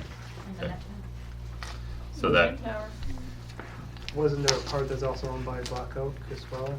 a small part, but it's all on land owned by NYSEG and controlled by them. Okay. Okay. So that's really outside the scope of the. well, that makes sense, yeah. And then my larger question really is,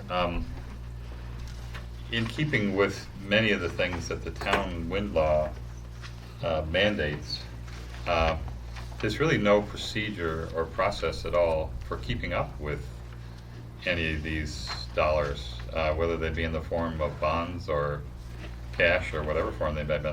There's no process identified for anybody to be paying attention to whether these bonds are in place or not in place once the wind farm is actually functioning. And at the same time, doesn't seem to be any procedure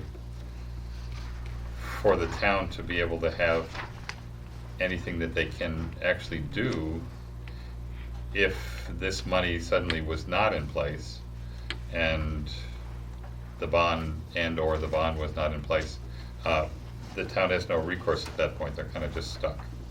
And so I would think we would want to have some kind of legal advice on this from an accountant or from somebody who understands financial matters, to find a way that we can make sure that the language protects the town in that sense. That someone can actually watch the process of this decommissioning fund and make sure that it's in place, make sure that it's functioning as it's supposed to function correctly, so that when the decommissioning, if the decommissioning were need to happen, it can happen without any hitches to it, without having to go and try and find where the money went to. Certainly not trying to impugn the Black Oak Wind Farm, but who knows who will own it 25 years from now. So I think it would be incumbent upon the town to have a better understanding of how this will be dealt with on into the future. So you're concerned that there is no mechanism in the law. When I read Article 6, Well, I'm talking about the whole law. yeah, well, this is the decommissioning fund specifically, which is actually, unfortunately, the second whereas says Article 4, number 1, D, E, and F, and maybe I'm Supposed to be 6 again? maybe I thought that was a misprint. Maybe I'm wrong. Maybe it's not a misprint. Article 4, So this- Section 1. It was a misprint. Yeah, I think they mean to say Article 6, Section 1, D, and F. And F specifically is the decommissioning fund paragraph, and it does talk about a decommissioning fund and withholding permits or revoking permits. Or other remedies as set forth in this local law, and I don't know that there are necessarily any other remedies set forth in this local law, but I would certainly want to understand what they were a little bit better. and have somebody that's in a financial position tell us that those remedies are sufficient to protect the town in this instance. I think those remedies are when you can change the amount that you deem necessary, Yeah, so that you can up it from 125 to whatever the future date you determine the quantity needs to be. yeah, in F, decommissioning fund, it says, number 2, or I, an amount reasonably and periodically determined by the town. So, Right, but that actually doesn't give you any, there's no teeth in that. It just says that you're determining it, and it says that it's supposed to be in place, but if it isn't in place, tough luck. You don't have anything that makes it be in place. You don't have any teeth.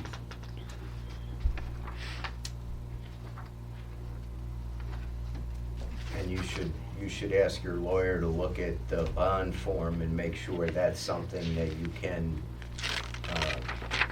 access, like you're raising. He has one. Well, somebody that has financial expertise that we can count on. I don't know if our lawyer particularly does have that, but certainly we'd want someone who does have that financial expertise that we can understand. So for me, I would rather understand these things better before I was willing to sign off on this. Okay, so, I would say procedurally, we should table this motion. And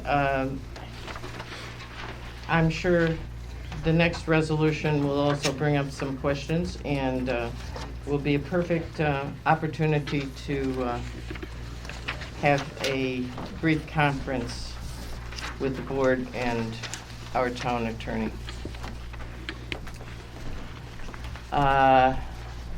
So what do we think if we table a motion? We just have to have a second on the table? I don't, I We was, I think- don't know. I but, can't do. how about we vote on it, just to be sure?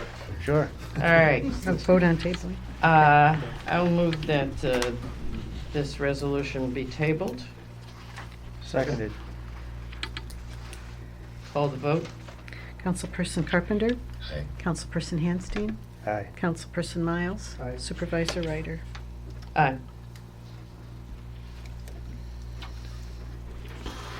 And the next resolution under new business is the road use agreement. That is also in your packet. A lot to read. I haven't got a chance to read this yet, I just got this today, actually just before the meeting, the road use agreement. You didn't get an email? I don't think it was an email, was it an email? I think it was. Did you drop this off? I can't remember if you dropped this off or if I got an email. No, you must have dropped this off. The resolution wasn't an email, but Yeah. but the But the road use agreement. agreement Yeah, itself. you dropped this was off in my not. house, I think. Before we read it, could I ask a couple of quick questions? Well, we don't want to read this tonight. This is, Well, I mean, if we're gonna deal with it, we have to read it or no, not? I Is there, don't, it's So you mean almost the resolution 10:30. or the do we have to read the resolution in order to vote on it? I would say we just table it if we. Table it. If nobody, if you guys haven't seen it. Can I ask yet. my questions? Certainly. The first one was to Dan. I assume that Labella has had a chance to work with us and to look at it and clarify it. That is not the one, No. that is one that Guy photographed it, I believe. Right. And I we sent haven't, around I a haven't, number of times. I don't think I've seen that. No. Should have, we sent Is it it- around last fall. Oh, again is last it that fall. old that I Yeah, probably? it's Yes. not changed, it's I been around probably and have it around, in and the it just file. never got moved forward, I so we're just just trying to move it forward. Haven't seen one come across my desk recently. Yeah, this isn't different than last November, so, Not than last November, right? yeah, it's the same as that, I believe. And to be clear, this is the road use agreement between Black Oak and the town, not between Black Oak and the county, which would be. No, there is a similar one that would be executed between Black Oak and the county, but it, the road use agreement we have is only between us and Black Oak. For the town roads, that did be. For the town roads, which, under the, approved, plan was The last 1.5. one was Black Oak Road. 1.5 miles. Not even, I think it's 1 mile. And under the new, this currently proposed one, it's 2 roads, Connecticut Hill Road and, Connecticut Hill Road is county. oh, it's a county road. So the only This other. is a road use law. This isn't an agreement, but that's all right. Yes, Harvey Hill and. Did I give out the wrong south thing? section of Cutaville Road. Is this not the right one that you? Well, have, it says a whole lot more in it than, Yes, it's actually a road use law. And tells you all the steps you're gonna go through.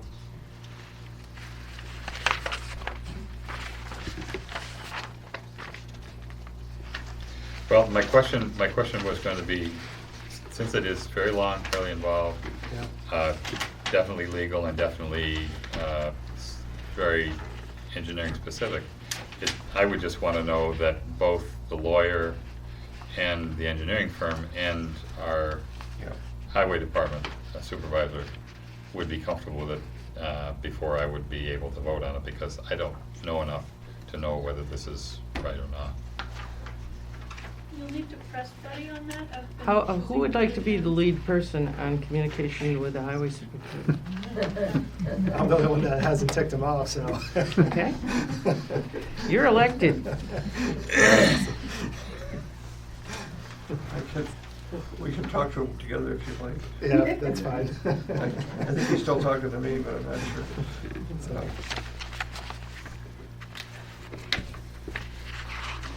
And this is the copy that is under review that I should be giving to Buddy. Or is there another version of this that we should be giving to Buddy? I have already emailed it to him. You're welcome to bring the paper This is what it's copies. like. Okay. Is it That is the same copy that I have emailed him already. Okay. I thought Can I you saw email an that to me email too? too, maybe not. Sure. There's a common version of it. You bet.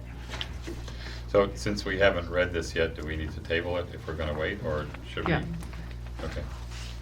Do we need to table it, or we just don't deal You with it? you haven't made a motion to, Okay. at all. Okay. So, so we don't have to table it. We will just, not, take it off the Put it agenda. under the table. Take it off the agenda.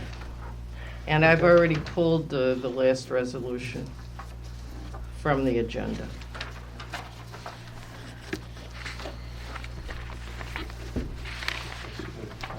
This one? Yeah. I think we should. So I will entertain a motion to adjourn. Second. You can keep that copy if you want. I got one. Yes, it was in the consent agenda because I thought we had talked about it enough. Yeah, okay.